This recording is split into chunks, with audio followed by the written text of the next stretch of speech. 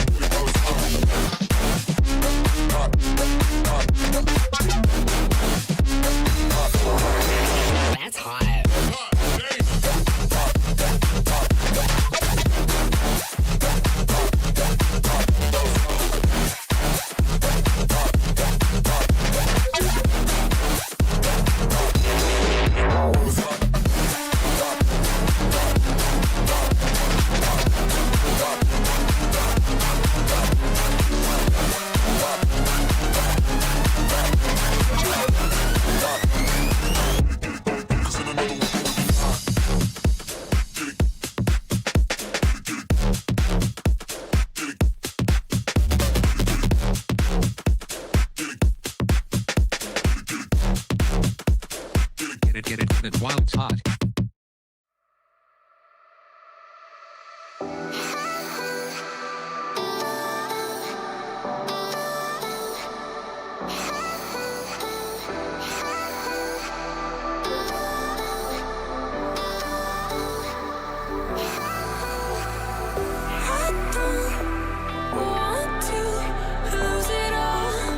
Lose it all.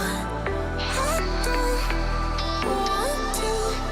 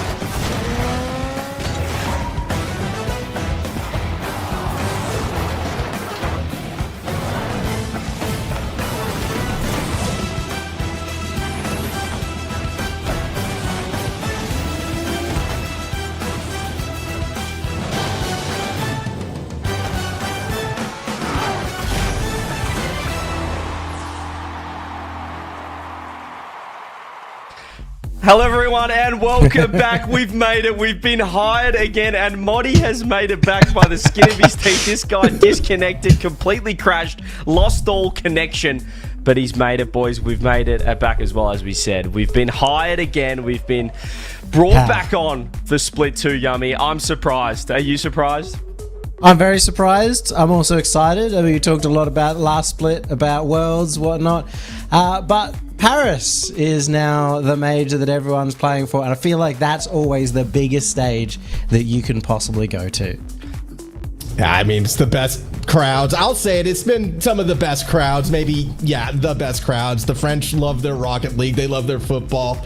It always seems like such an amazing event. I'm jealous every time other people go. And who knows, maybe I might go on it. Maybe this is the year where I finally, go and get amongst it.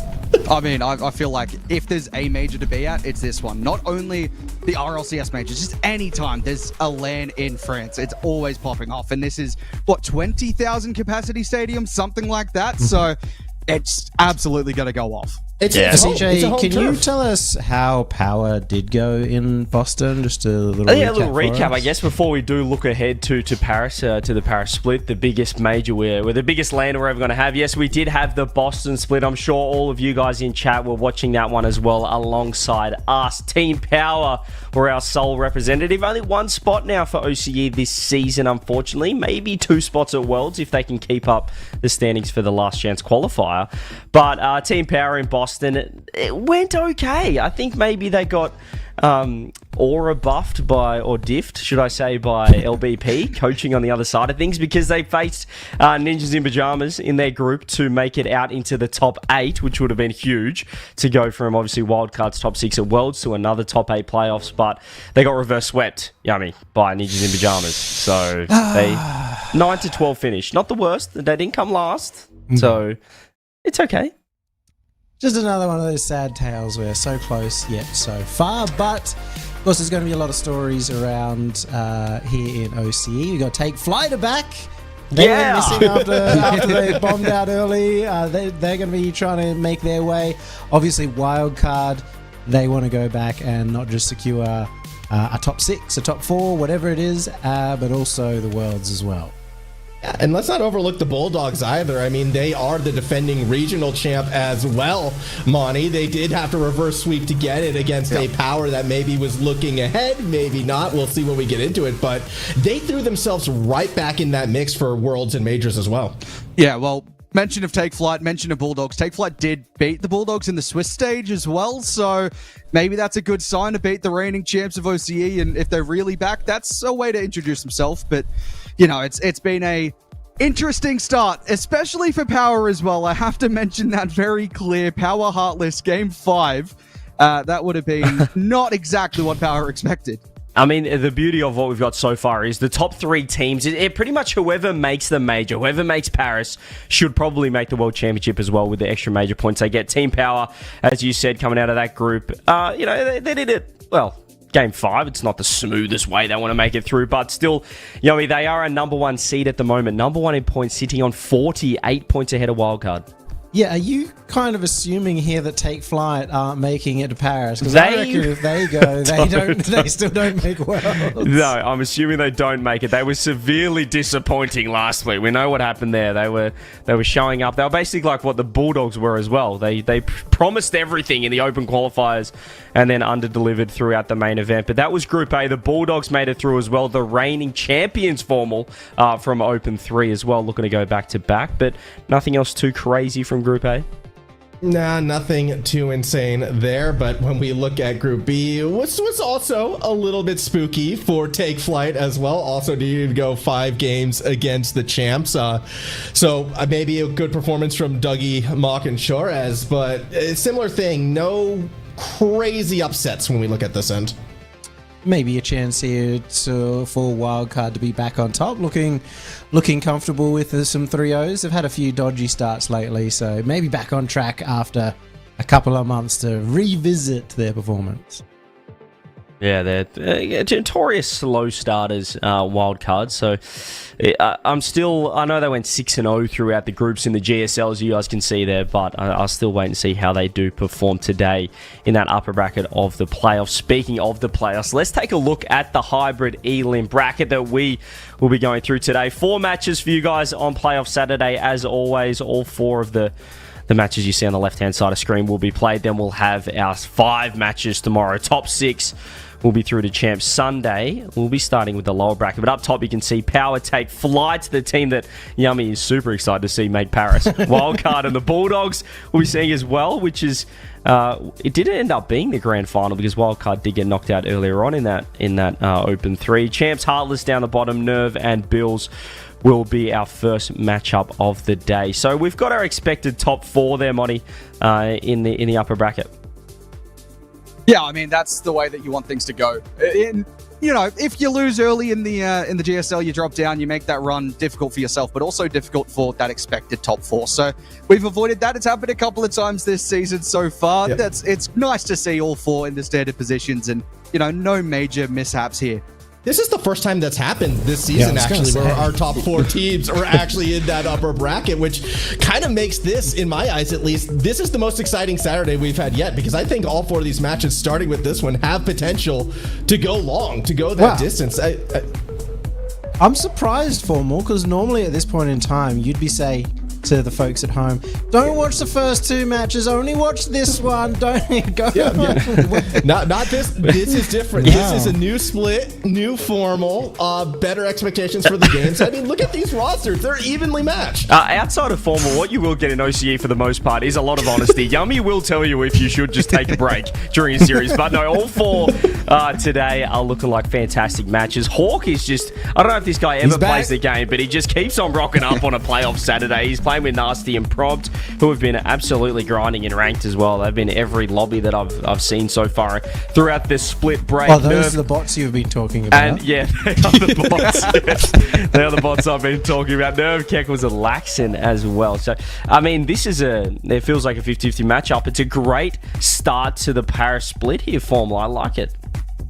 I think this is going to be a fun matchup. I mean, a lot of big mechie names in this opening match, Monty, when you look at it. Yep. Hawk used to be known for those kinds of plays. Obviously, Laxon right on up there. You can make arguments as well about Prompt and Nasty being kind of more on the mechie end of things. This should be a real show.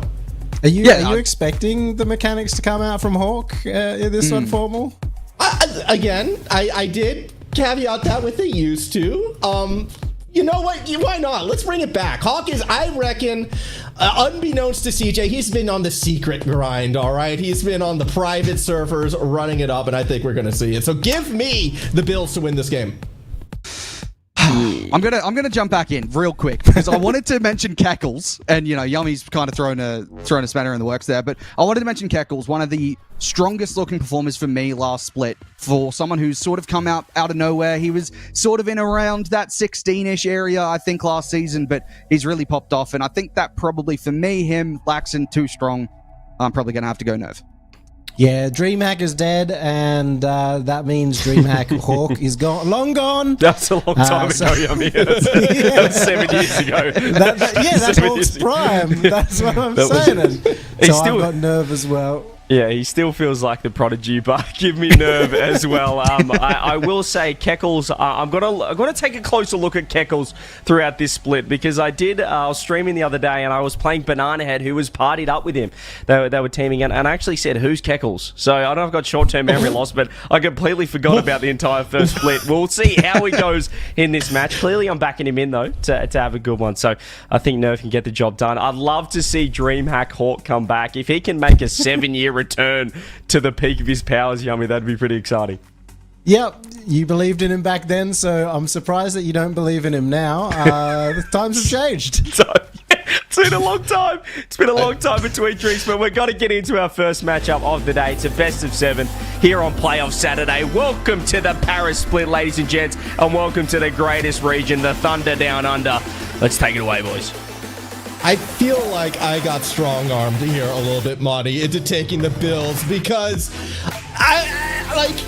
in theory, if you go by which team has been hotter, everyone else was correct. It has been Nerve who has been on the rise. Nerve in particular, kind of one of those players to watch out for that first split. He had an amazing first 3 regional events and was a big reason why this team was constantly up there. But I look at the potential. I look at the mech of the Bills, and I think that's going to be kind of the story. You have a veteran now in Hawk, 2 younger players by his side, and I'm curious to see if they can make that run to go deep in the event.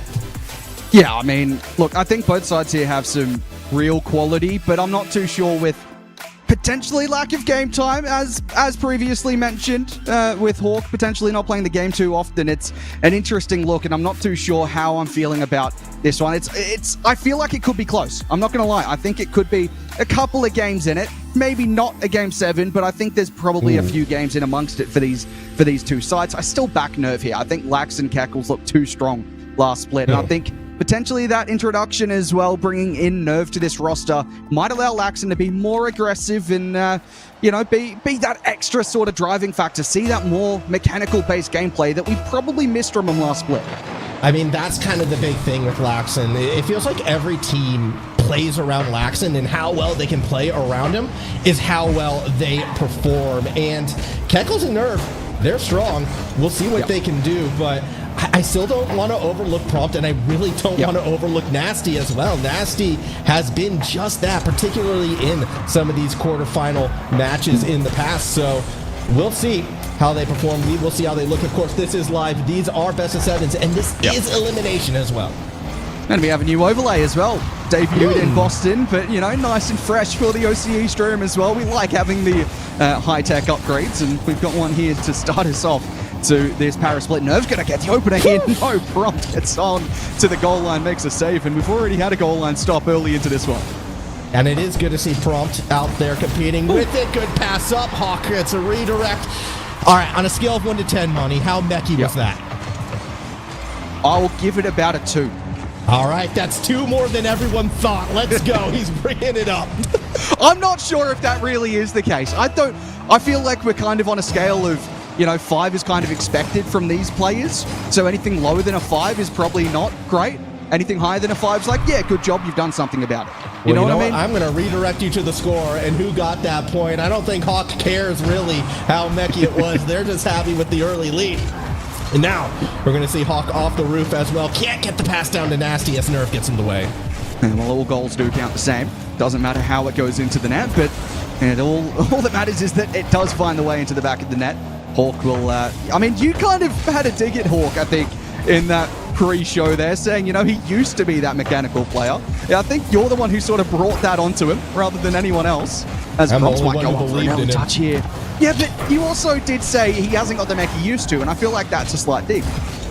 Maybe slight, but you guys all A, agreed, and B, getting back in the win. We'll see how it looks. Hawk going towards his own net this time, able to push it safely in the corner. Good pass from Keckles across, looking for Nerve. Not going to find him. Instead, we find Prompt. Nice flick over to Hawk. Okay. Another redirect for a goal. That's 2 for the mech master of OCE.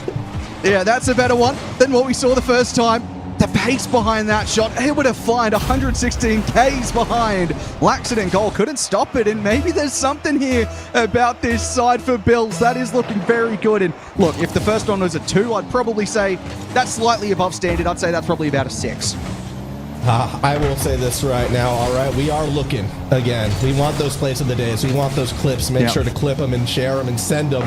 If Hawk ain't on them, it's going to be a disappointing day for the Bills for sure. Laxon, though, he's used to the clips. He's going to get that ball up to the corner. Ball gets taken away by Hawk. Nice couple resets to get the ball back going the other way in front of the net. No one there for the shot. Yeah, I just want to see how this roster settles in with Nerve. Different sort of lineup, different shape about them. Haven't really had the chance to move forward too often just in the opening half of this game. Want to see more from Laxon. I think he was a very solid player last split, but I think by his standards, the mech just wasn't there, as I mentioned. He'll find a back wall play followed up by Keckles, and Prompt finds the clear to safety.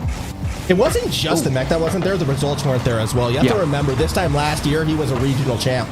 And it just hasn't found that right roster, hasn't found that right team since then. And Laxton's definitely going to be hoping this will be the squad to help him across. And I mean, Keckles, in his own right, has been, you know, a player that's, I think, very strong support, very strong in setting up, just mechanically sound. And similar things can be said about Nerva as well. Like, this team will live and die on Laxton.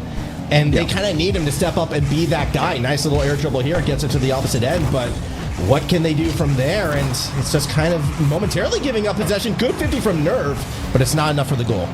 Yeah, I do have a lot of expectations on this roster because of how good I thought Keckles played last split. CJ maybe didn't agree by the sounds of, you know, forgetting who Keckles that was wild. You That's want to a talk bit about rude. disrespect. That Keckles scares me, but so does Nasty. 3-0 lead. Yeah, they just keep getting these plays downfield, finding the redirects. That's another one. It's nasty on this shot. Nerve low boost was never really going to be able to get a hand at all to that one. And it's just a nice play again. Hawk finding the bank and the goal found. 3-0. It's so rough for Nerve at the first game here. They haven't really got clicking. There's been only that really first chance that was saved off the goal line. Aside from that, they've been really struggling to get into the blue half. I mean, we just haven't seen really any sustained offensive pressure at all coming from Nerve. 3 shots for the team as a whole going into the final minute, all 3 from Nerve himself. And that's kind of been the story of this game right now. Good setups and shots from midfield coming from the Bills. Nothing in response from the Nerve side. Less than a minute to go. And this orange team would love to get at least 1 on the board to get some momentum. A quick reminder on how to score goals looking into game number 2. Yeah, well, they yet to score in a best of 7 this split. You know, very early into the best of 7, but I'm sure that's something they want to clear up very, very quickly. That's going to be a clear from Nerve. At the moment, 3-0, though. I don't think the scoreline will be overturned. It's that momentum shift that we sort of spoke about just then, and we'll see if they can provide that with the 30 seconds remaining. It's all they can really hope for, but it's game 1 of a best of 7, so not to be too worried at this point. If you're the other side here for Bills, if they find another one here, they'll be very much in a happy space as that drop down from Hawk trying to find his hat trick. Not to be there. Now the counter-attack opening up, and that one is killed at the halfway line. I don't think they'll get, well, maybe they will get one more chance, but if there's going to be another goal in this one, it's going to be right at the death max. I think it's pretty well safe to say it's done and dusted in game 1, and hey, maybe Hawk's got something. Maybe you were right. Maybe the prediction from you is looking pretty okay after game 1. 50% of the time, right 100% of the time, and right now it is all Bills. Great performance from Hawk and Nasty in particular. The two of them on the attack were connecting. A lot of good passes, a lot of late redirects, just striking it from the middle of the field to set a lot of that up. And realistically, it was that midfield control that did give them a win. Denied Nerve the ability to set up 0 shots from Laxton. Monty, 0 shots on target. That's not gonna push this team to past the top 8. Like, and you know, again, with expectations of having winning regionals before, we're not even close there if Laxton can't get shots on. I mean, and Keckles both on 0 shots. It was Nerve, I think, had 3 potentially. Yes. He had to make a card change, so I missed out on that, but I will touch on that point in a moment as well. But Laxton and Keckles, we've spoken about, you know, how he played last season, but statistically, last split, statistically, he was scoring roughly 1.5 goals a game. I don't know the exact stat, but by open 3, that was the shooting rate that he was at. So it's what we're expecting him to score goals every game. When you're not getting a shot, that's interesting. But I did want to say Nerve car change. I don't really often speak about, you know, the changes early in game 1 to game 2 because, you know, it's normally just a feeling out the opposition. It's not normally that big of a deal if you lose game 1 in the best of 7. But if you're making the car swap, I think it's just a preset change, no car change. But still, maybe that's something to play on the mind. If you're not really in the right mentality early in this game, that could be some concerns for this Nerve side. We'll see. I mean, realistically, you'd want to use, you know, the timeout or something to get it going. That also would be a nice little buff. And when you look at these 2 lineups, again, one of the teams with coaching, actually, I believe, is the Hawk Nasty prop side. So a bit of a surprise there. Either way, it's going to be Nasty off the kickoff. Doing a little bit of work, but not too much just yet. Obviously, it's only 1 game series, still a long way to go. And all these players are going to be very aware of that. As we see a pinch attempt on defense, doesn't really work out, but Nasty maintains possession. Well done from Nasty. Fortunately, it won't equate to much.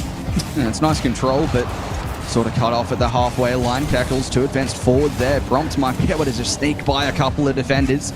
Laxon, that's good control, but he's low on boost, so has to leave it. Hawk will take on the shot. Keckles never really troubled the net the first time, but his clearance straight into the path of Prompt had to make the double save.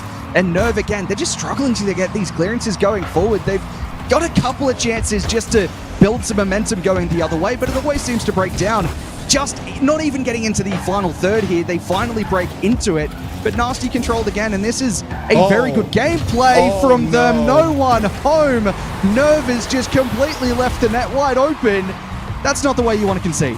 What happened there? That was one of the most half-hearted 0% chance challenges I've seen in a while, and it just left everything exposed on the tail end.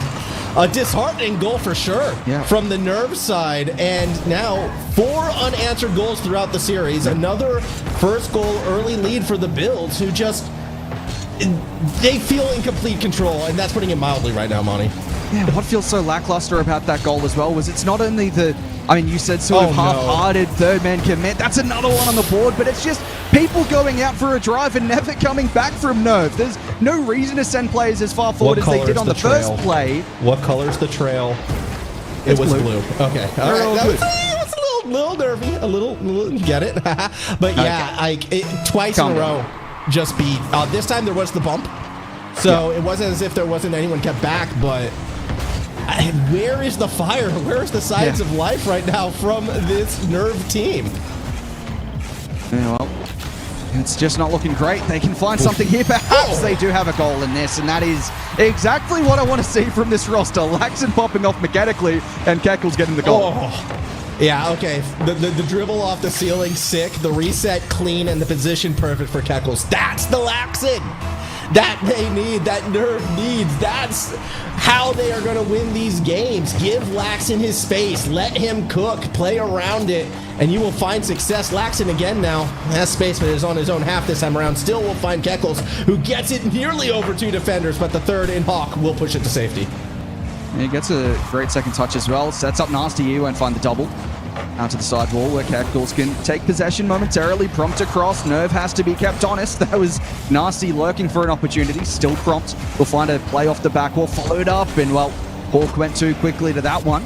Nasty tried to play the control ball out to the sidewall. Ended up giving away possession, so Laxon on the counter. A second goal here ties things up at half the game gone. Not going to be that chance, but Keckles still the chance to drop it down into the midfield. Laxon takes over. Good control again. Reset.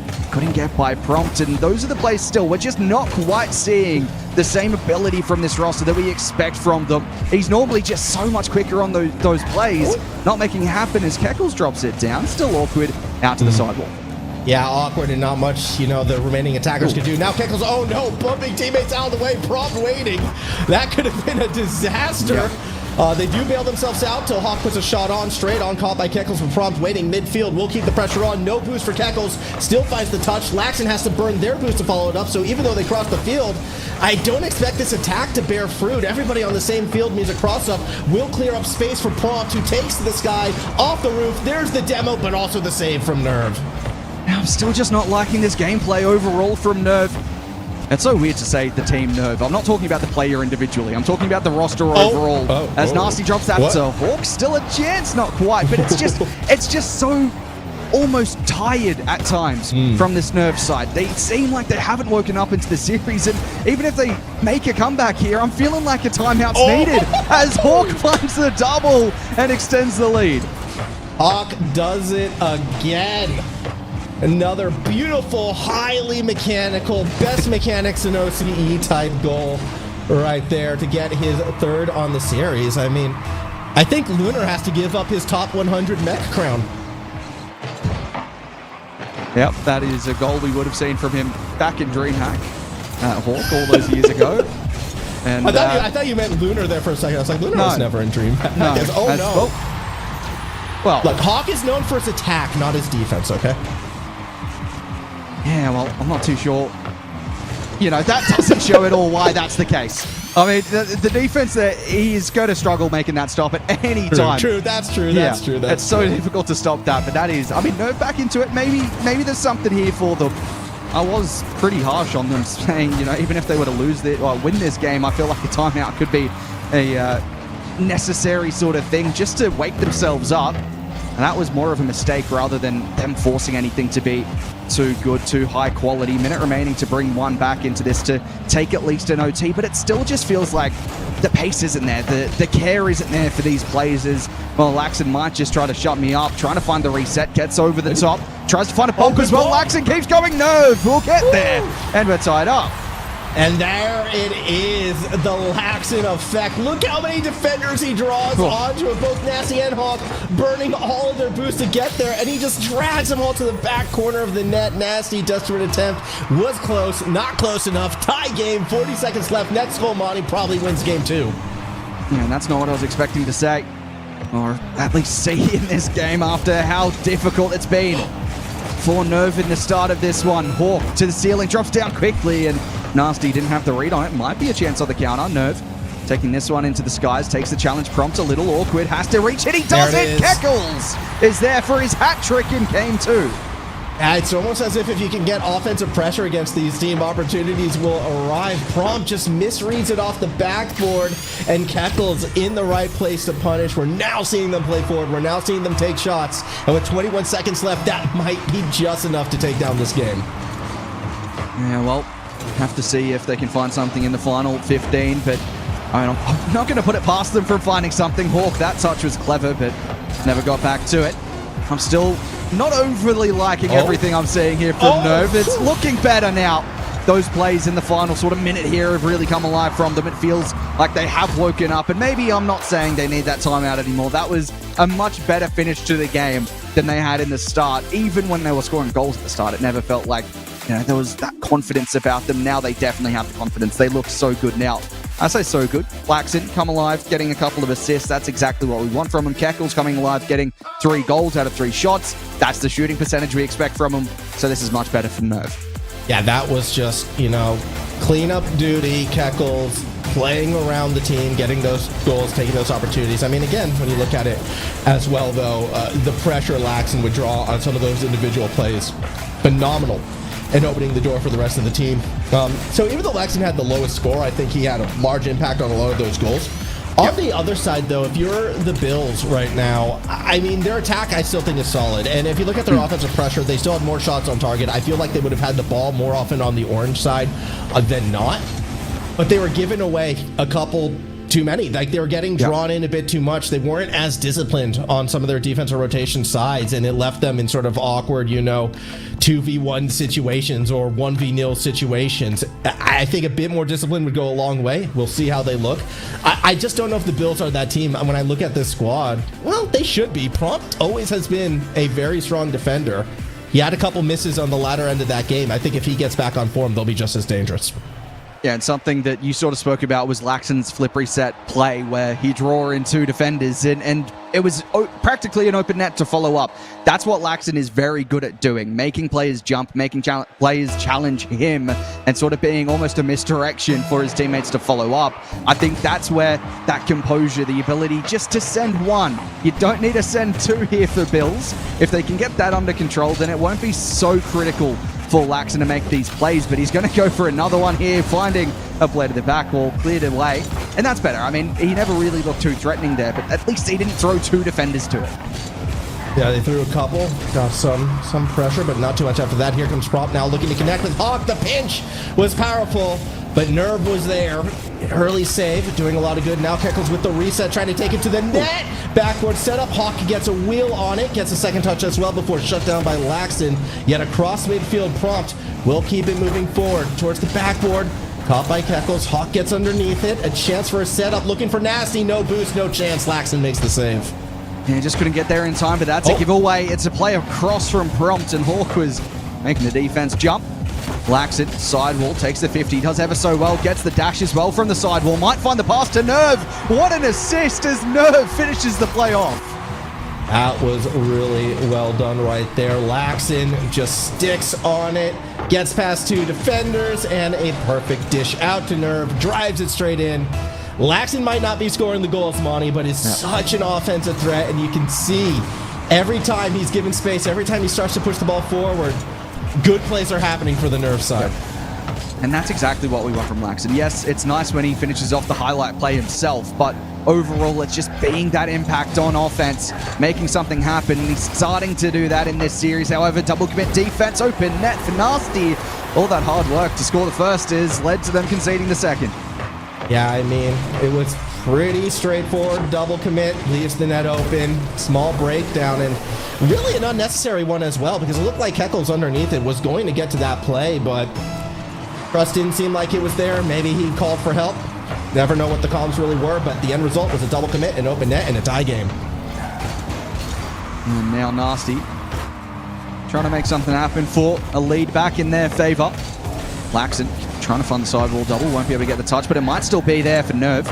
Nasty gets the piece, Laxon just takes on a shot, forces a double commit again on the save, and Prompt, well, it wasn't the most clinical saves, it went straight back into the path of an oncoming attacker, and it's just struggle at the moment for this Bill side to clear their lines. Prompt will with the flip reset, but this again, it's just better here from the Nerve roster, starting to really find these aggressive plays and push this Bill side back into their own defense.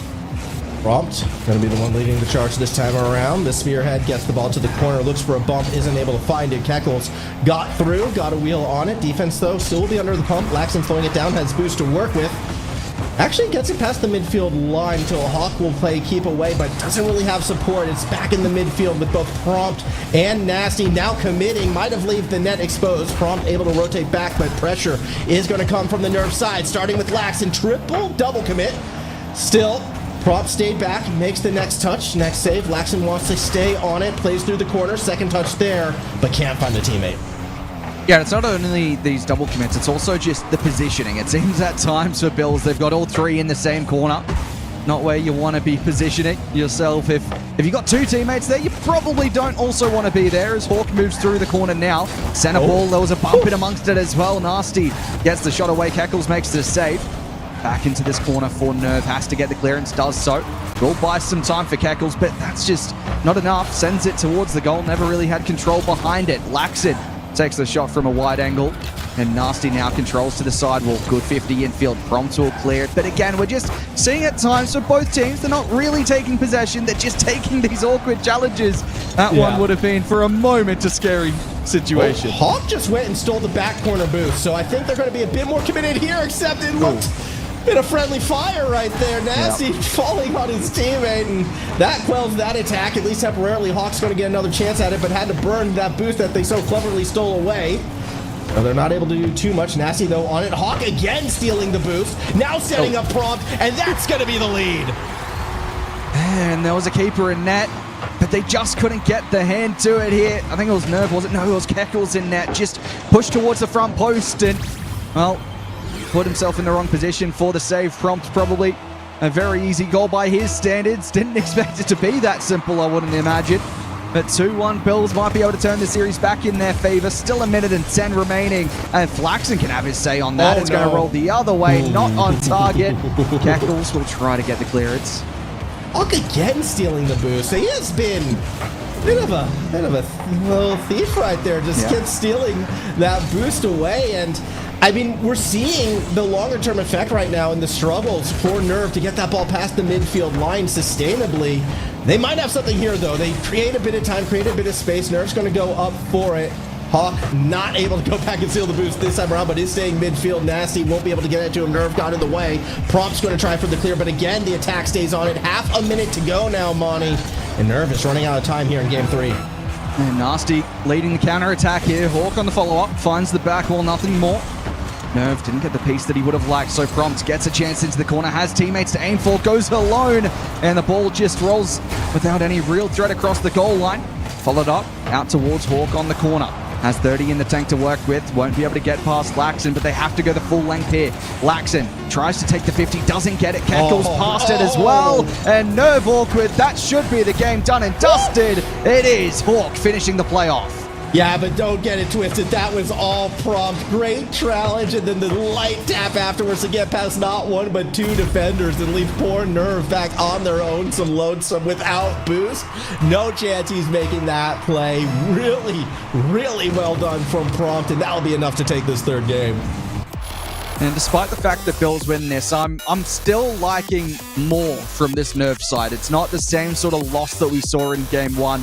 It's not all of the mistakes that we were seeing from them. They've started to play more solid rock, but Bill's just way too strong there. That play from Prompt at the end was fantastic, but it's what we expect from this roster. Those sort of plays down the sidelines, just trying to beat a couple in the dribble plays. That's working out for them at the moment. We haven't seen as many redirects as we have as we saw in game 1, but you know, it's changing the game plan here, and it's working at the moment. Nerv couldn't really find an answer, as, again, it was a couple of times where we see some awkward positioning, some awkward plays.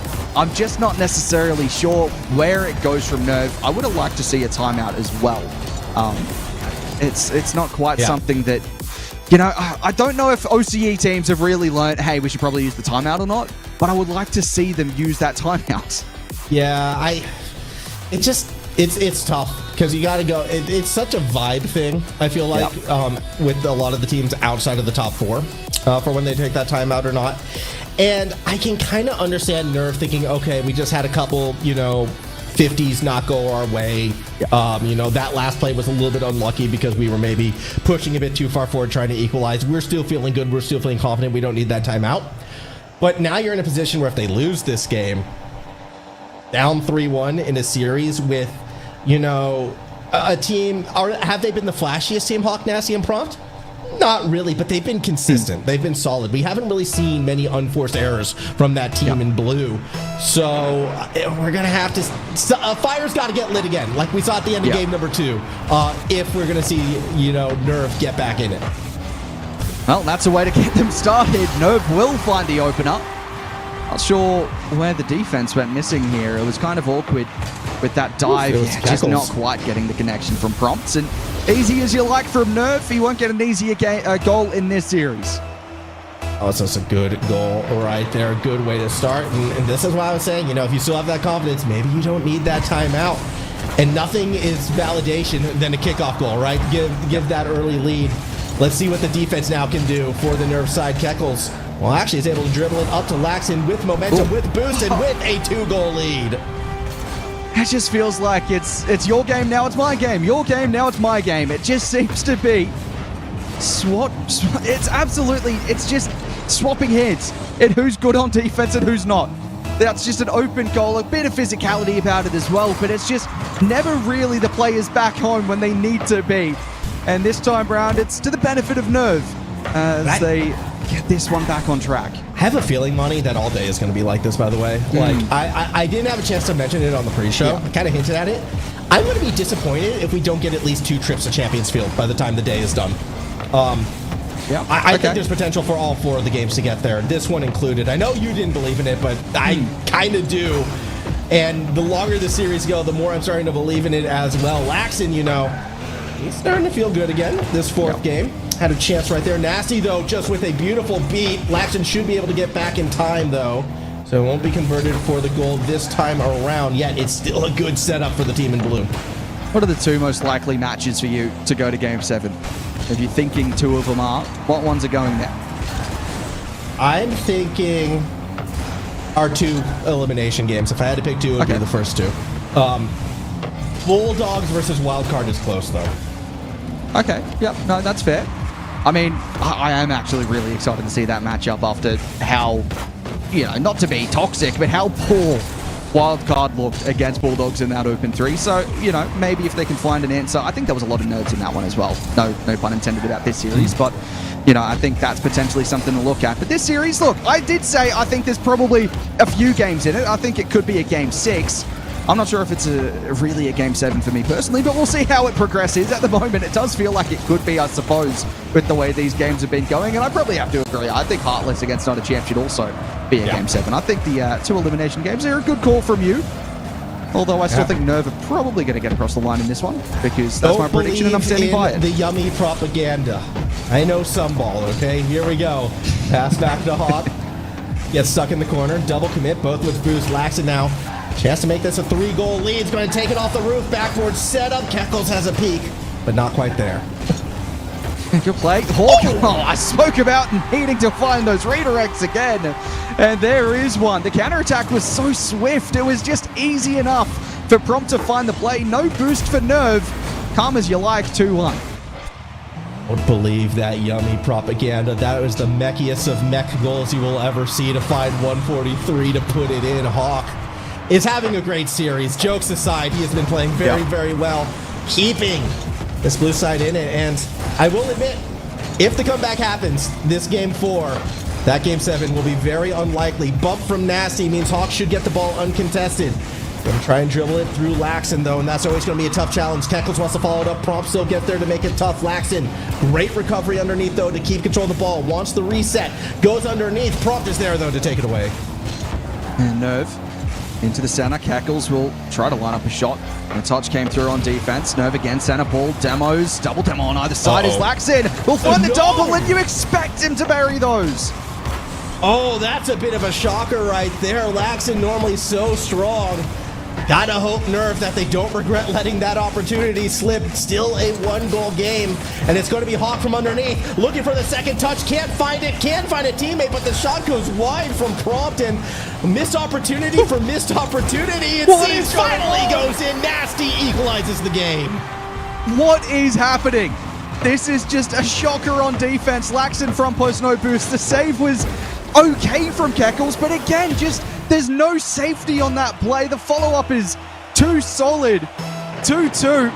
And this is what I was saying about Nerve. It just seems lackluster. It seems almost lazy at times. It's a throwback to how they played in game 1. These moments where the clearances need some power. It isn't there. That's better from Laxon. Might open up for Keckles on the counter. But still, there's just these lapses of moments where they really seem to be lacking the concentration that we expect from them as Laxon.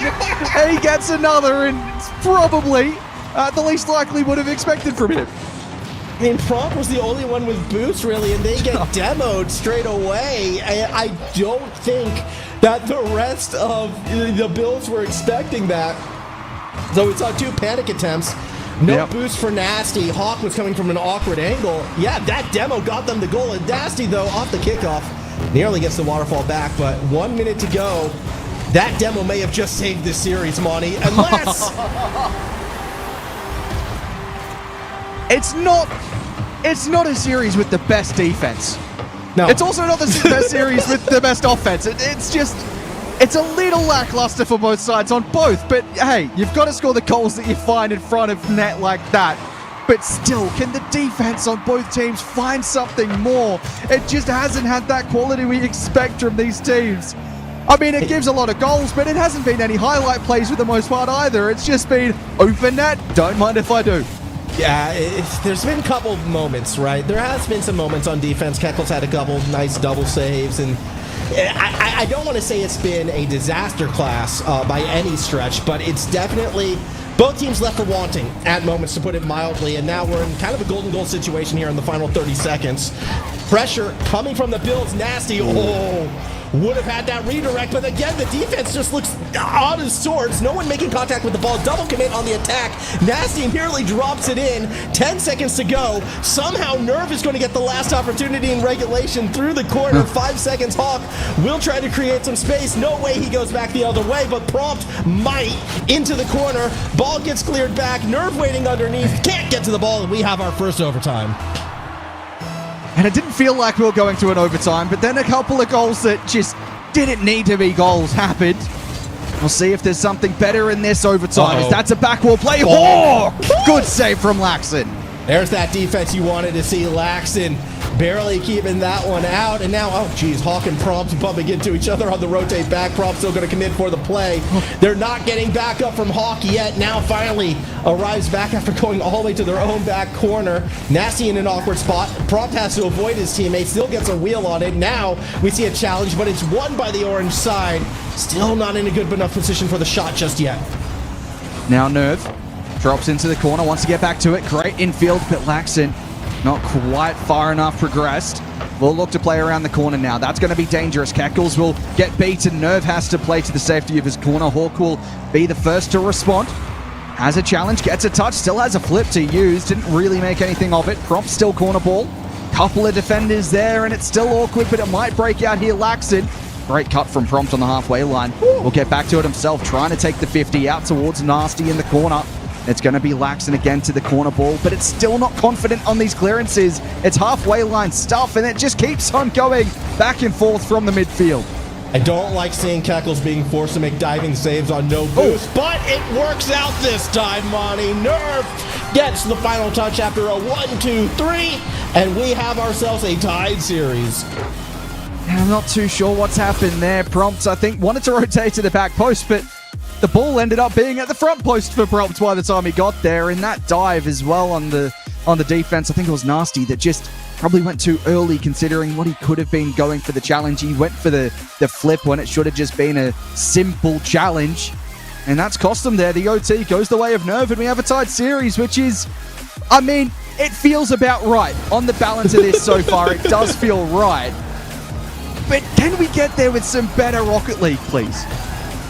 Oh, man, you do one regional cast in NA, and all I knew you were going to sudden- mention that.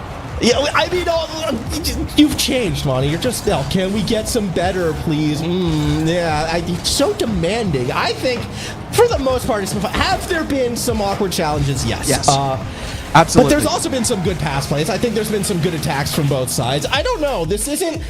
Normally, the first series of the day is a little bit wild and wonky. Yep. This hasn't been the most wild and wonky series. It's just been some good capitalization off of the odd unforced error here or there, but because the capitalization has been so strong, it's really made these teams look exposed at times.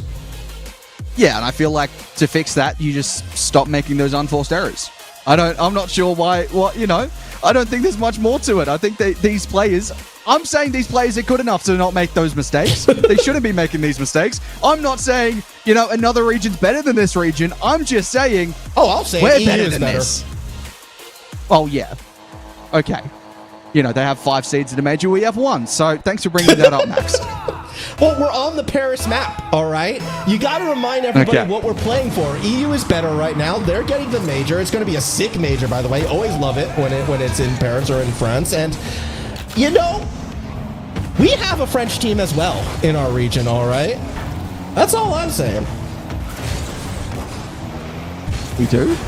Yeah, wild card got knighted by a baguette.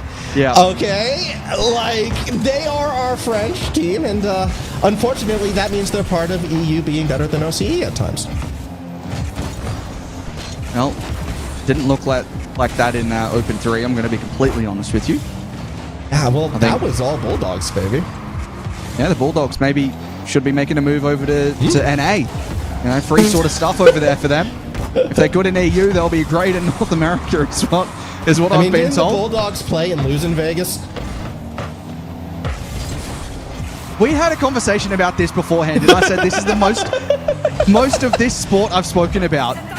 I don't really want to continue our conversation about NRL. I'm going to be completely honest. I actually don't think they played in Vegas this year. Either way, here we go. We're still over a minute in. Nasty going to try to do what he can across the midfield line. Fortunately, not much happened that first minute of play, but now hopefully things will start to heaten up with Laxon on the charge up through the corner. Can't quite get around it, though. A chance to pass it back. Here comes Hawk. Has some boost to play with. Has a defender, though, in his way, and Nerve makes the save. There hasn't been any real mistakes made yet, which is better. It's the first minute 30, and we haven't seen any unforced errors like we have previously, so it's a step up from both teams at this point in time. It's sort of getting to that stage of the match where, hey, you need to win this game, otherwise the series might become a little dangerous for yourself. As Nasty will take a challenge on the sidewalk for Hawk now. Into the corner, wants to get a second one towards the center. It's going to be Nerve on the clearance, and Prompt has to turn away. Low boost for Prompt. Will have to call on Nasty, and he missed it. And Prompt clears into the path of Laxon. These are the moments I'm talking about. These clearances, never really finding safety. It's always seemingly finding an opposition member. Yeah, it does seem to be the case right now. And, this actually looks a little bit scattered from the Bills defense, at least momentarily. Keckles can't get around Nasty, though, and they do tighten things up. Prompt, midfield, wants to throw it across to Nasty, but without boost, can't commit for it, so Keckles will get the freebie. Can't get to the corner before Nasty's able to recover as we stay midfield. Hawk, that's a great first touch. Does he have the recovery, though? Has Prompt, but they can't get it past the defense. Open net again. Yep. Well, I just want to point out, I did see a message in chat that was, this is a series of all time. Yes. And that certainly sums this one up. doesn't enjoy open net Rocket League, Monty? I would argue. I feel like you shouldn't. This is OCE. Open nets historically have been difficult for us. All right, the fact that we're like looking at, I think, what, an 80% open net percentage right now in this series, I think that's pretty dang good. I think if you don't like kickoff goals as much as you do, you shouldn't like open nets. I mean, there's an argument to be made right there. I don't know. I think a good, well-played team kickoff goal is great. The problem is most kickoff goals are open nets, and that one was not open at all. It was chaos in front of the net as Prompt ties us up. Yeah, I'm just not too sure. Again, it's just awkward defense, and it's sending a couple towards the front post, and to be fair, that's where the ball was. You probably want to send a couple there, but it wasn't quick enough. It's those moments of sometimes sending too early, sometimes sending too late, never the right moment. You know, you just do it differently on different plays, and it'll line up perfectly, but they haven't lined these ones up so far, and we are tied up on Parc de Paris, which is, you know, so far off the balance of the series, it feels as though it's been more so one dominant in one game and the other in the other match. It's just not quite been that, but Geckles, well, that's a goal. Correct me if I'm wrong, but there was a defender, I thought, in net. No, okay, no, they both rotated out, and Nasty was just a little bit too slow, unfortunately, to get there. Yeah. Look, end result because of that, another pretty open-looking net, although I would argue that one came from a lot of the attacking pressure drawing the defense out. Maybe that's being generous. I don't know. Hawk looks for the double, doesn't find it. Nasty just misses the ball. No. Prop, though, will slot it in, and we're tied once again. There's no way you can defend these plays. This is exactly every single clearance just finds someone on the other team. This is what I'm talking about. Somebody has to be playing defense here, and if it's not going to be the players, it's going to be me. So I'm going to defend their defense. It's not what I expect from these two teams. I feel like, obviously, the offense is something we expect from players of this caliber. We like to see those high mechanical plays. Laxton's on the field, Prompt's on the field, Geckles is out there as well, although CJ probably already forgot who that is in this game. I still just feel like, if we're going to see this amount of goals, I want to see something mechanical. I don't want to see these passes from the opposition that lead straight to the goal. I want to see something better from these players. They are better than what we've seen. Maybe as the series continues, maybe it takes 5 games to warm up. I don't know. Maybe if we go to game 6 here, you know, maybe it'll be better as Prompt finds a shot. It's going to be Laxton to the corner. Fortunately for you, we have the best mech player, all right, or one of the best, I should say, in OCE. I can't say they're from Australia because it is kind of like a smallish island off to the side. Hawk, of course, being from Tasmania. So we will see what they're going to be able to bring. As Laxton tries to set up something through the corner. Laxton, of course, would be the one we expect to see the big mechie play from Geckles to the backboard. Here comes a shot. No, Prompt is there. And how's that for some timely defense with under 10 seconds to go? It's a good save. Moving on to the offense. Not going to be able to lead to anything clear cut before it drops down. OT it is. We've had a couple of OTs now. Hopefully this one is a better gameplay. I'd like to see them just settle into the rhythm of the game, and you know, even if we go for a 10-minute overtime, I'm okay with it. Just get some defense flowing for these two teams as Nerve lines one up. Now it's Laxton. He'll find a double. Will he? No. Cleared away and still dangerous. Geckles might drop for himself. Finds the double, and they take the game on Parc de Paris. Yeah, that was just, again, suffocating an attack right there. The big bump as well. But the big thing for that entire play from the kickoff, the Bills were never able to get themselves settled. They were never able to really collect their boots. So they were kind of stuck on the backboard or in net without the resources available. And yeah, too much pressure eventually breaks them. Good double from Geckles, able to go above. And now it is Nerve on a very pivotal match point. Yep, and I have always been confident in this team's ability to play this way. I'm expecting them to win the next game and get that 4-2 like I was sort of alluding to. So I'm liking the gameplay now from Nerve. But how are you liking Geckles in particular, Monty? Because again, CJ said magnifying glass on Geckles this series. Is he living up to the hype? He's scoring a lot of goals. And, you know, I've spoken about how the goals haven't been of the highest quality in this game, and I don't think they have been. but you need to score goals, and Keckles has been doing that, and he's been doing it all season. He's continued to do so here. They're looking pretty good. I'm like Keckles at the moment. I think he scored 3 in a previous. He's got 2 here. He just keeps getting the goals, and some of them, I mean, even his goal in OT there was pretty good. Maybe someone on defense should have put a hand up, but still, it was nicely done from him to get that double. I like it. I'm liking this Keckles look, and, you know, I'm never going to be like the CJ and going, who's Keckles? Despite the fact he was one of the best shooters in OCE last split. I know Keckles. I respect Keckles, and he's showing why at the moment.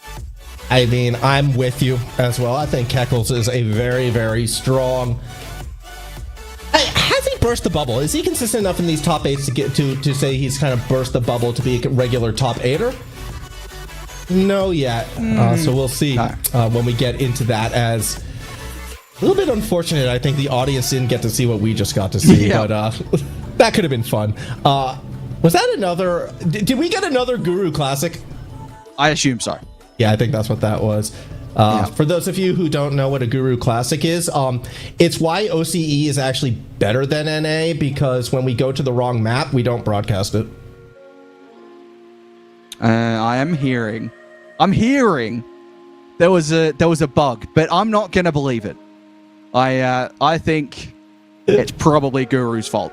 And just to make things clear, everybody, it was not pillars, okay? Otherwise, that probably would have wound up on broadcast. Yeah, no. Did you see still be playing it if it was. Did you see there was a look of one of those maps? I think it was for Shopify. They went there last night. Yeah, that's what you're referencing? Yep. Okay, I was just making sure. Yeah, no. I didn't know if you just lucked your way into a reference. Explain the joke, Kamani. Thank you. Thank you for doing that. We will be back in this one. So, kind of an interesting break in the action, of course. Going back into it, Neo Tokyo, a map that guarantees chaos, it feels like, more so than any other map that exists. Something about Game 6s here in OCE brings out that wild side of this region, and it is now must win for the side of Nasty, Prompt, and Hawk. We'll see what the Bills can do, because back against the wall, they've been giving up a lot of first goals, Monty. That trend has to stop here. And, you know, we normally talk about it later on into the broadcast, onto the Sundays as well, but this is where we need sponsorships for the stream, because if Shogun was here, this is guaranteed Game 7. True. I did see special guests. I cannot confirm or deny who those special guests are, but that was in the announcement. The announcement did say special guests. Yep. It did say that. I was also wearing a sombrero, and I don't even know where that came from. So I think I'll have to get in contact with Mr. Yummy Cheese Man about that one. Well, we had another open net situation right there. Defense able to rotate back in time. Still spooky, though, to see that happening so early here in game number 6. I'm reading OCE doesn't believe in timeouts, and that is absolutely the case. I would need to take a timeout when, you know, we're going to get the wrong map. That's a good point. You know, you get that extra timeout buff by not even having to call the timeout. You still have one. I mean, if you're on the side of Bills here, you probably, you know, could have used your timeout beforehand. There's no sake holding on to it at this point, I wouldn't imagine. Unless they win this, of course, and they pull a Bulldogs in that grand final where they win a game and then go, let's have a timeout, please. Maybe I still want to see more teams do that, right? Like, even if you win, but you're not really feeling the most confident for whatever reason, or there's an important game about to happen and you have that timeout, use it. Like, I don't know. I just feel timeouts have consistently been underutilized. Hawk with the beat, but can't get to the net before Laxton gets there. Prompt, though, will secure the goal, and it's a 1-0 lead for the Bills. And I'm pretty sure there was 2 back here momentarily. Laxton makes the clearance. Keckles went for the boost, but he absolutely didn't need it. He went out to the corner for no reason, leaving the net vulnerable. And it's unfortunate for Nerve here that they just, again, leave the net wide open like that. And they find a response. I don't mean to sound so harsh, but it's so hard not to right now, Max. Well, I just saw, you know, OCE casting legend Biza before asking if Prompt knew about boost over ball. Still don't know yet, but now we know Keckles knows all about it. Well, there you go. Wait, no, open net himself, and Prompt was there, but he's absolutely set at top ends. Yeah, I mean, it was the best effort in that situation. Nerve had the goal-scoring touch. Prompt trying to do what he can, just couldn't quite get the ball to the post. Ties the game right back up. And for those who are rooting for this Nerve side, that was a good response to the early goal. Yeah, that's exactly the way you want to react. Getting something back in your favor as Hawk, cut off by Laxin. Dropped down in front, double commit from both teams. It sort of ended up as a stalemate. Nasty gets the benefit. Now trying to find the drop down from Hawk. Prompt on the follow-up, cleared away to the corner. Now a counter-attack. Might open up the other way. Laxin with the reset. Gets a second. He keeps on going. Laxin. Hawk away to his corner. Ball tries to make its way through said corner. Nasty will collect it underneath. Gets the ball over one. Nerve trying to race back, but Hawk's still going to get there. Nasty trying to throw it back over to Hawk, who goes for the pass to Prompt. Full send, but Laxin had it read. Now Nasty stops the clear, at least momentarily. Awkward touch from Nerve, though, leaves it exposed. Open for Prompt to take. Laxin's challenge forces a double commit. Nasty in an awkward spot as well. Just trying to buy time for the defense to rotate back, which they should have done, but it's a slow rotate back. Prompt burns all the boost to get that touch. But man, kind of slow rotations from both sides realistically right there. I feel like each team had a chance. Oh, that's a chance for Prompt. Had to make a low shot. It stopped, and at least there's a save on the board there. A couple of defenders in net making hard work of the defense at the moment, making sure that it's more difficult to score the goal in critical moments as this series progresses. Laxin double to the sidewall. Nerve slows down, has low boost, and forces Prompt into a low boost save. Nasty has that spawn for himself. Won't get the ball clear. Keckles drops down on it and just drives past it in the end. Laxin still there, trying to find the next goal and trying to find the winner in this series is... Keckles will have to retreat all the way back. Nasty trying to find a bump, didn't do so, and it's back into the midfield. Nerve with a real chance. First touch goes sideways, and then it'll be slowed down in the corner. Okay. Well, yep, nobody wants to touch the ball, apparently, except for Hawk, who is going to dribble it past the midfield line. That wasn't great from the Bills, but they might still recover. Shot from Prompt is going to be saved on the line by Laxin. Yeah, Keckles still in the midfield. Now it's Nerve trying to get by one. Nasty takes over, takes it high as well. Keckles on the back wall will find the big bang as Prompt keeps it inbound. Try to get back to himself. No teammate to work with at the moment, so corner ball from Keckles will clear, no boost. Nasty onto his own back ball. Good control. Wants to play to the corner, but Nerve is there. Steps by one. Chance to get into the center here. Might be able to drop it down for a teammate. No, too much pace on it. There's just been too many unforced errors right now coming from the Bills' side, and these did not exist in the first half of the series. Case in point, it's just hand-delivered to Nerve, and that's the late lead. That could be the series, Monty. Yes, it could be, exactly. And this has been the situation that's plagued the entire series. Finding a way to pass it off to the opposition in dangerous positions. It's not good enough, but there's still 20 seconds. If they can find something here just to respond as Nasty in front of net, followed up by Prompt. Not to be. Laxin clears to the corner, and that is Hawk. Is just waiting for the full boost at the moment. Might get the benefit of it. Infield towards Nasty, turns away. The clearance should be enough to secure this game and this series for Nerve. That's probably going to do it here. 0-second miracle play, maybe. Hawk keeps it up. It's going to get another touch on the ball through the sidewall. Has Prompt. Shot not there. Laxin gets in the way. Nasty can't recover, and Nerve will advance to Championship Sunday. It wasn't the prettiest of gameplay, but it doesn't matter if you make it count on game day. And they've done just that, forcing their way through onto Neo Tokyo to take this series in the fashion I said it was going to be. The 4-2, I know ball. That's all I'm going to say. The gameplay, I probably shouldn't keep talking. I feel like I've been very critical of this gameplay. They get the job done, that's the main thing. But it's just those passes to the opposition, Max. It led to the winning goal. It wasn't good enough, and potentially that means maybe they should play the game a little bit more often. We don't know anything about their scrims, Monty. We have no idea, but maybe you do. I don't know. I think realistically that series was winnable from both these teams, but yeah, the unforced errors, it got a bit ridiculous, particularly in Game 6. There was maybe they were fakes. They looked kind of like whiffs. They're only fakes if they work. And they were frequent. You had teammates bumping into each other. Just the composure that we saw in the first half of that series really fell apart. Yeah. Yeah. And I think that's the problem with these teams at the moment. Well, not necessarily these teams, just the fact that that series didn't look so good. We have a chance for Nerve to reset, go again tomorrow. That's good for them. I just want to see a different side from them. They are players that should be winning games in a different way than capitalizing on those mistakes, and shouldn't be losing games in the way that they did either. I mean, realistically, I think if they weren't making the mistakes themselves, it could have been a sweep, but they made those mistakes, let the opposition in too many times. And I'm a little concerned about how they'll play on Championship Sunday if they look like that. Yeah, well, we'll find out, of course, tomorrow. But for today, we still need to figure out who's still playing. So we're going to go to a break. But when we come back, it's the big chook in Heartless Esports. That's right, Rooster will be on the field going up against You're Not a Champ, You Are a Chump. Don't be a chump. Stick around. We'll be back in a few minutes.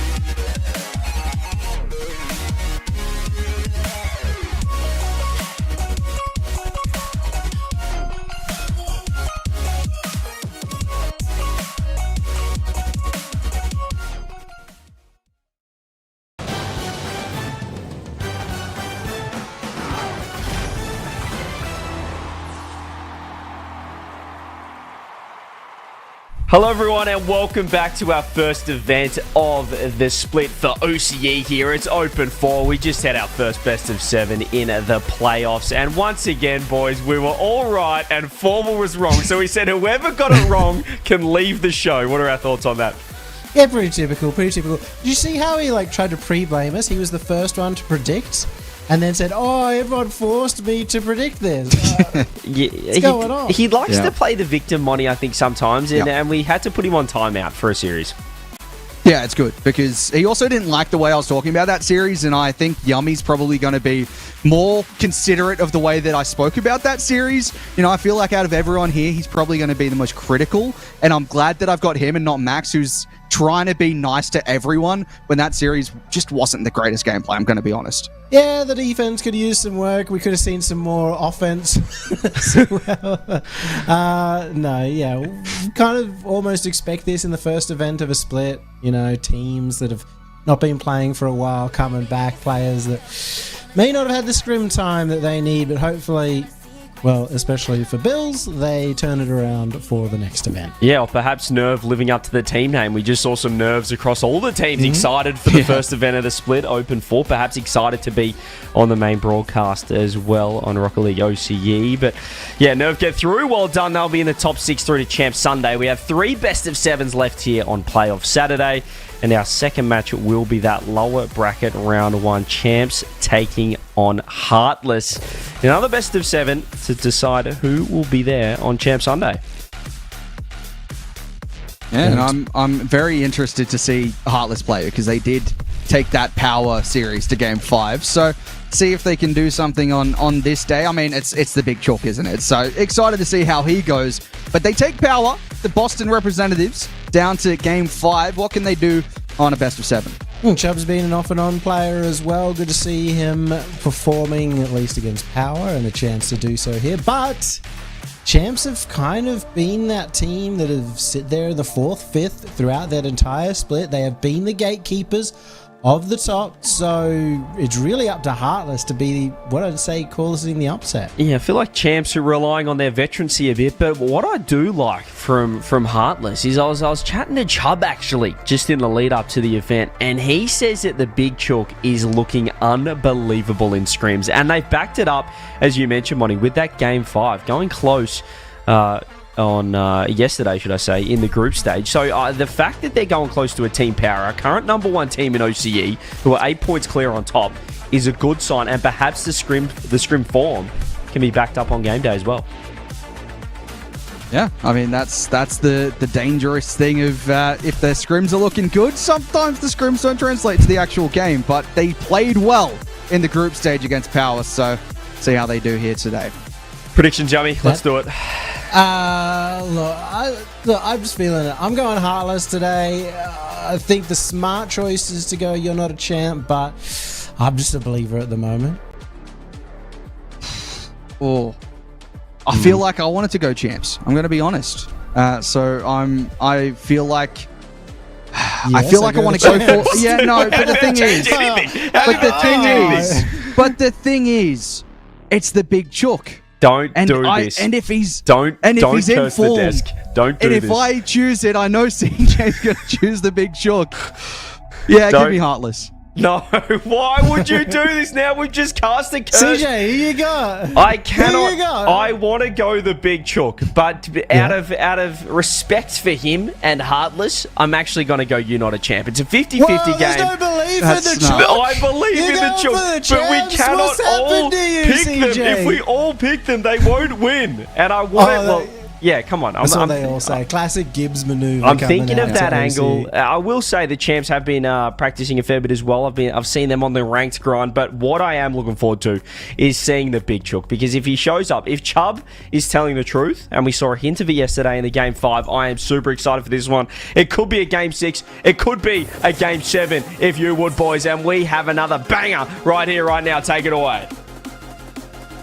Let's head down to the pitch. Heartless versus You're Not a Champ. And, well, Monty, at the very beginning of last split, I was saying You're Not a Champ. They're probably going to be sitting in the top 8s, but they're not going to do too much more. They've proven us wrong, and they have the chance to do even more today.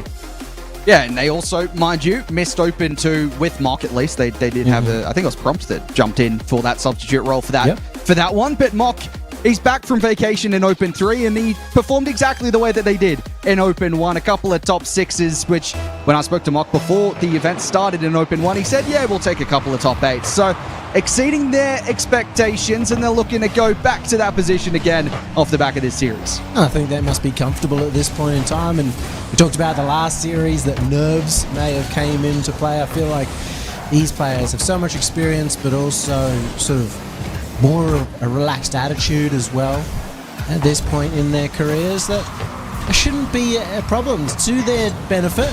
Over at the other end, there's still a lot to prove for the Heartless roster, so they're going to have to keep those nerves in check. And they've had a couple of very good performances this Heartless side, and they've had a couple of not so good performances this Heartless side. So this is definitely, moving back towards the good look for this side.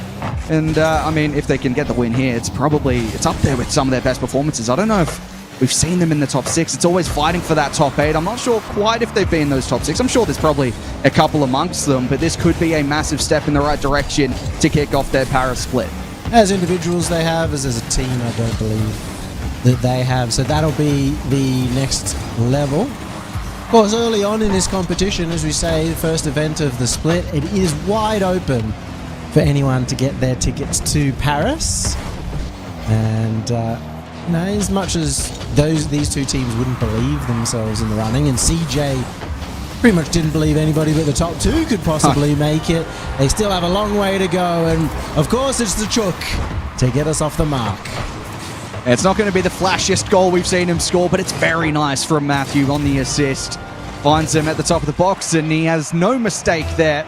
I mean, at least CJ didn't forget about any of these players. He did forget about Keckles in the previous series, so I'm glad that's out of the way. No more, old man sort of forgetfulness, which is good. But I still feel like it's such a it's an interesting prospect of this United Champs side, because it feels like they're somewhat the gatekeepers now in this position they find themselves. If they make a top 6, it's not necessarily anything special by their standards, but anyone who they verse, if in this case it's Heartless, making that top 6 as a roster, probably would feel pretty special. So, potentially the nerves more so, as we mentioned, on the Heartless side, rather than on the United Champ Pure Clown side. A couple of missed plays in the offense for Champs, but they do manage to keep a lot of pressure up here, try to steal away the boost. Counter-attack from the Chook is manages to beat one. Mock is back in defense, pass in the center, nobody ready for it. Still on the offense here, Matthew. Oh, that's given away to Mock. Good cut by Rooster just to keep the play inbound, as Chubb will find a bang to the back wall, followed up quickly. Rez had to get that clearance and did so.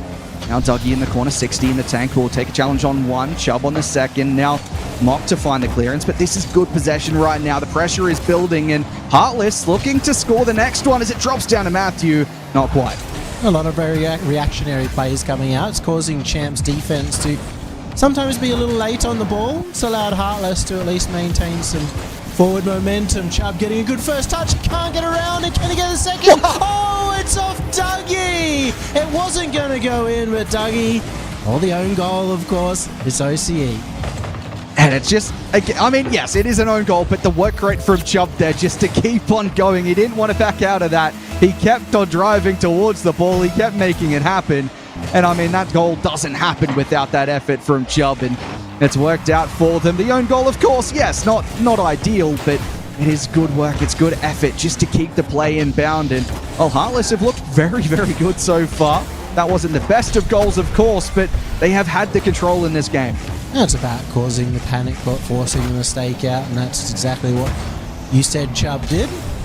It's given them a 2-goal buffer here, and there's only 1:30 remaining. What a start for the team that many of you considered underdogs, or are they? Because we predicted them on the desk. I feel like we more predicted out of hopes and dreams than expectations. More so hoped, I voted for this side more out of the expectation that CJ would curse them, or not curse them and look like a fool when they win. So, I think that's the main thing here for me. You don't need to do too much to make CJ look like a fool. It's all right. You don't need to force him. You don't need to do the Chubb and force the mistake out. Here's Dougie. He may have an opening here. No, not going to get anything as Chubb once again getting into the fray. Matthew is bumped on that back post, manages to recover, and Rooster tries to get it out. This time it's Mock taking out his teammate. Yeah, Chubb will keep this in the play, and things have settled down from Champs. Rez on the reset tries to find the goal here that would keep them in this game. Dougie to the corner, low boost to work with, just too close to that offense. And we see, of course, with the changes, we've seen the flip reset indicator, the boost timer as well.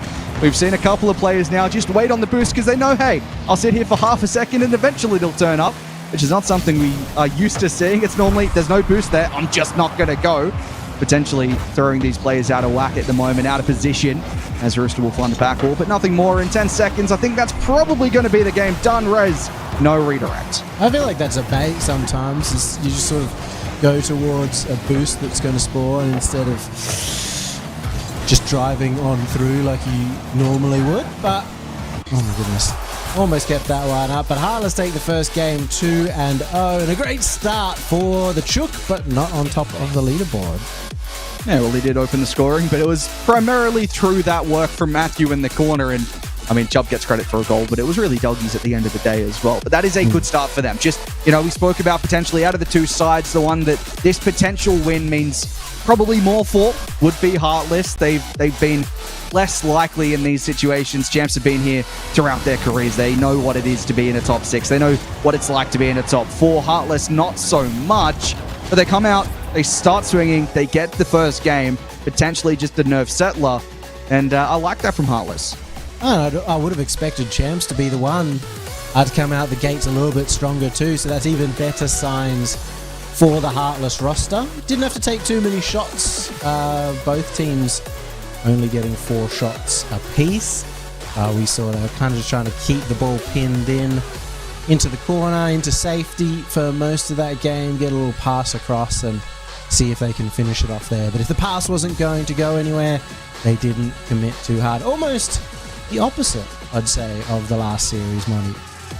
Yeah, I mean, I was very, very critical of last series, but I think at the very least, we haven't seen the defending side pass straight away into the opposition. I mean, yes, we've seen an own goal, but at least it was kind of difficult for Dougie to read that situation. I mean, he's probably not meant to be in that position, but he still gets back the own goals, yes. But overall, we aren't just passing, we aren't just giving away possession, which is nice to see the control, which I think we expect from this Heartless roster. I think those players all know how to control the play. Big Chalk, of course, with some very high mechanics, but Matthew and Chubb, absolutely no slouches in that category either. Same for Champs. They know they've been around the scene. They know to keep it close at times. We're not seeing it as the double drops down. Good read from Dougie. You promised me the mechanics from Big Chook, and, well, wasn't able to deliver this time, so maybe you shouldn't talk him out quite as much, but it's very good play coming out from the Heartless early on. Big bump coming out. Dougie has an open net, and the recovery from Chubb. Oh, great follow-up as well from Rez. That shot finding the crossbar. As Mock in the corner plays it around, no one to follow up from the Champs, so just has to keep it in this corner. Dangerous. Dougie now will get a touch into the corner again, drops it down off the waterfall towards Mock, and Rez is underneath it. Keeps the play in the corner, but good challenge from Matthew. Finds that clearance. Mock in a race, but he's got low boost, so Chubb wins that one easily. That breaks down in the midfield now. One last opportunity just to keep it in this area, but it's cleared again by this blue side. The Champs have worked it out well, and they're defending pretty well on the high line in the midfield at the moment. Yeah, they've just been kind of slowing it down as much as they possibly can in the midfield. Keep the possession. Great pass over to Mock. A pre-jump from Chubb. He's doing wonders in the defense, keeping this a 0-all game. But the most part of it has been the way of the Champs. And maybe another opportunity. Dougie, no boost. He goes high. It was open. Dougie, what's going on? You said he's low boost, but I feel like he could have taken just a touch more time to consider what he wanted there. Rez fakes out the reset, goes for a bump as well. Rooster cuts across and gets the touch as Mock drops it off the ground. Follow up, anyone there? No. Rez is rotating away. Well, Matthew just getting a little tip of his nose to keep that out.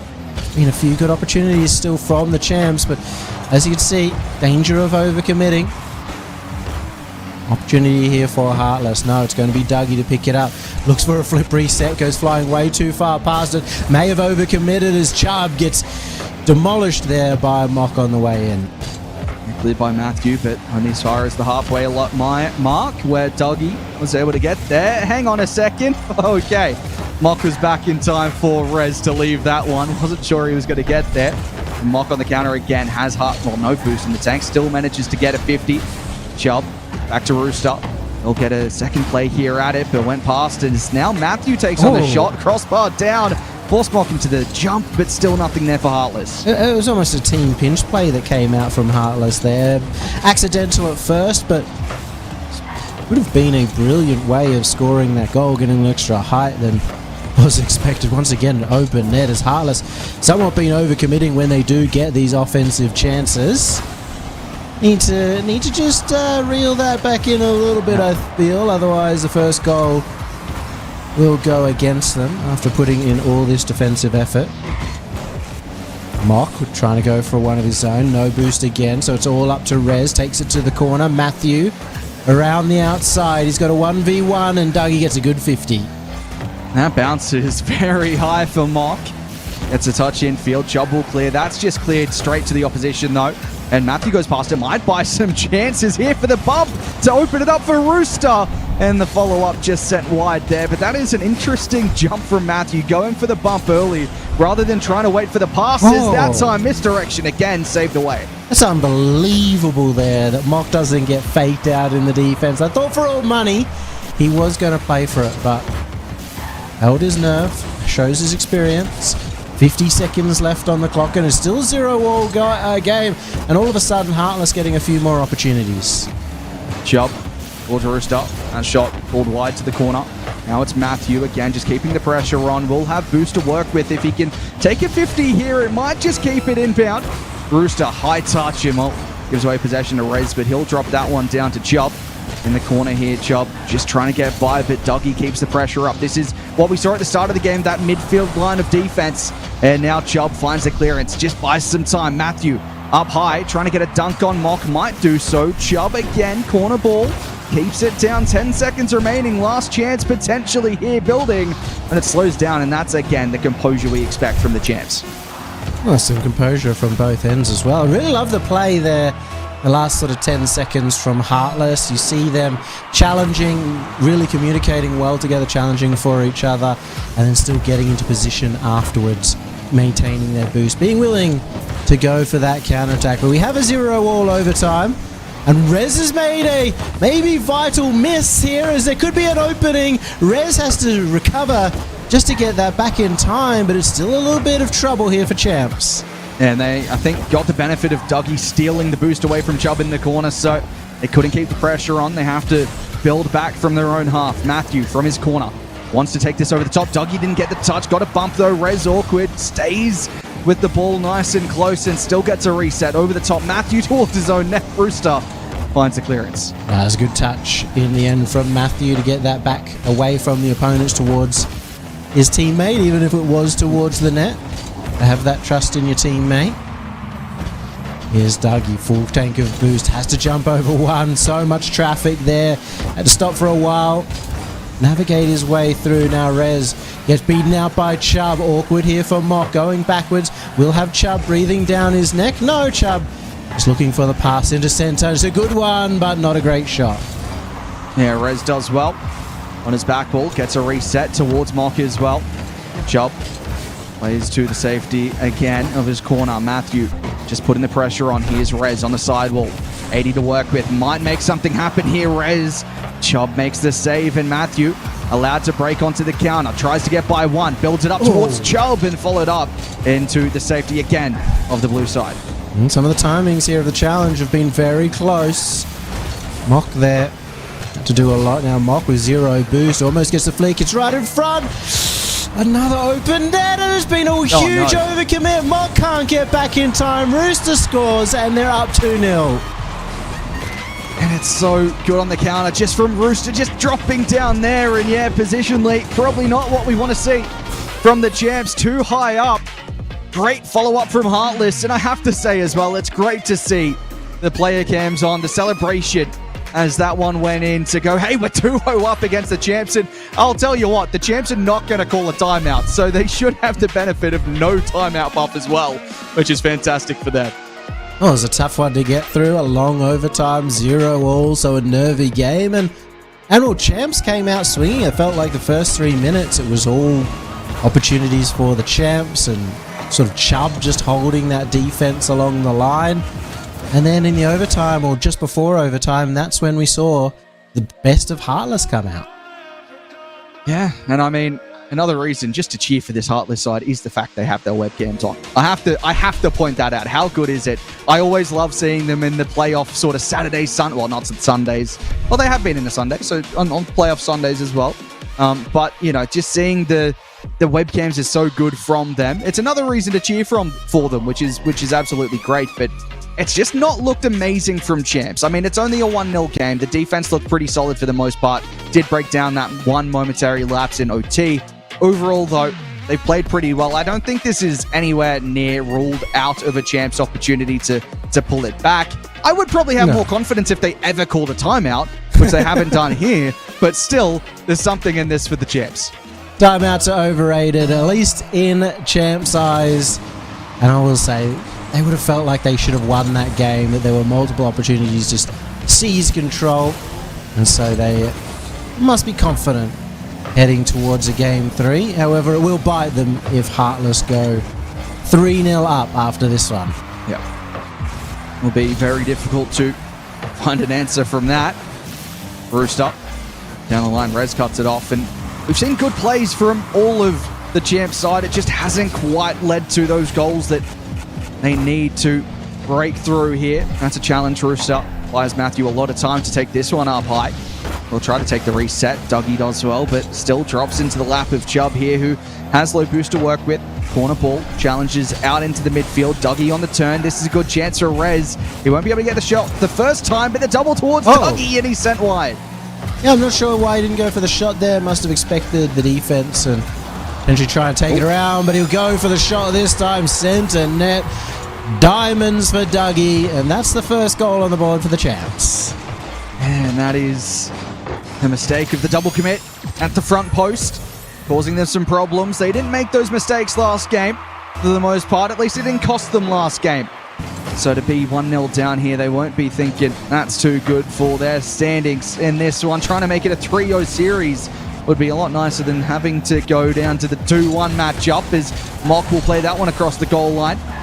Well, Chubb will be the first to react, and this pressure again building from the champs. This is better, starting to put this possession onto the Heartless side. They're going to break free out from Rooster. Wants to take the challenge on Mock as well. Corner for Matthew. Sends it towards the net. Rez missed it in. Well, you heard the ding of the side post, and it's out. A little surprised by that one, and now Matthew may even get a chance. What a shot from Matthew! A tied-up game out of nowhere. Dougie maybe giving that away just a bit too hard, and Rez not expecting such a good shot. Yeah, so much power on the assist as well, just to turn defense onto offense. A lack of boost across the board for the champs. They wouldn't be able to stop that absolute bullet, as they've tied us up, and that is good for this Heartless side. The pass from Chubb not quite connecting. Rez was there. Mock lays it forward. It's just straight back into the action. There's no time to settle down in this one. Just straight onto this counter-attacking Rocket League for both sides. And, oh my goodness, Chubb going very high on that. I'm not surprised to see that from champs. They have been trying to control the pace a lot more, make it so the Heartless are constantly rushing in the defense, and it did lead to that first goal. But it may have also led to that overcommit forward out of the defense from particular Rez in that last play. They weren't able to defend quite as well. Great shot on from Rooster. Better save. Chubb can't get the touch that he wanted. Yeah, I think he had a defender near him. Wasn't quite certain where they were. Was playing around the bump perhaps. That's a great one, but Rooster just couldn't get back in time. And Mock will find the clear down the line. Half the game gone, one apiece at the moment. And this is a massive opportunity with the demo of Rooster get infield towards Matthew. It's a passing play, but it's missed. Oh, such a good play. I thought it was going to go in, but then just the last hurdle was impossible to overcome. That was the chance for Heartless. put themselves in the lead, but they're going to have to work even harder now. Back on the back foot. Mock goes high. Tough here for Rooster with Rez right in front of him. Rez goes for the double, misses. Mock instead goes around, and it's confusing for the Heartless defenses. So many extra touches coming through, and they finally get the clear. Now Rez tries to find into the midfield, but it's going to be Matthew onto the back wall, dropping down towards Mock. Now Chubb. Again, trying to reload to the center, and Rez hits that towards his own teammate. I don't think he wanted Mock to be in that position. Dougie low boost. Just tries to take the flick on early over Chubb. Rooster will play to the corner. Mock the first to react. I thought Rooster would have got there first. But it's going to be Rez again, and yeah, that double commit just doesn't lead to anything though. Matthew heading down line doesn't lead to anything there, and again, just a couple of mistakes here. Might be capitalized. The drop down from Rez, not quite. Man, Chubb very good at reading these doubles. Once again, needed to get some sort of touch there just to give his teammates some time to get back. Rooster over one. Doesn't have any more boost to make anything of it, but he has at least given his team a bit of room here. Matthew in particular gets demoed out. Space unnecessary. Mock off the roof. Gets the extra touch right in front of net and just gets it away. Still a chance, Rez. Going to be Rooster on the save. Just couldn't quite find the loft on that he needed to hit it over the keeper. But they keep on going here. The champs have got the possession at the moment. Infield from Dougie towards a couple of his teammates, and neither of them committed to it. So Mock on the sidewall, Rooster infield. This could be a massive goal if Heartless can score next. Matthews up, has time to think about the shot, and what a save from Rez. Oh, Rooster couldn't get back in. He was looking towards the defense, and now Mock may have the demo. He does, but doing so, the ball just rolls towards that back half, that back wall. Makes it impossible to score. Can Chubb do something? Oh, what a shot! He goes for the slow down backflip shot in order to be the defender who was rushing. Have a look at this one, folks. Oh my. That is creative. That is so insane to go for in that situation. The ability to go, yep, I have that in my locker, and pull it out on game day.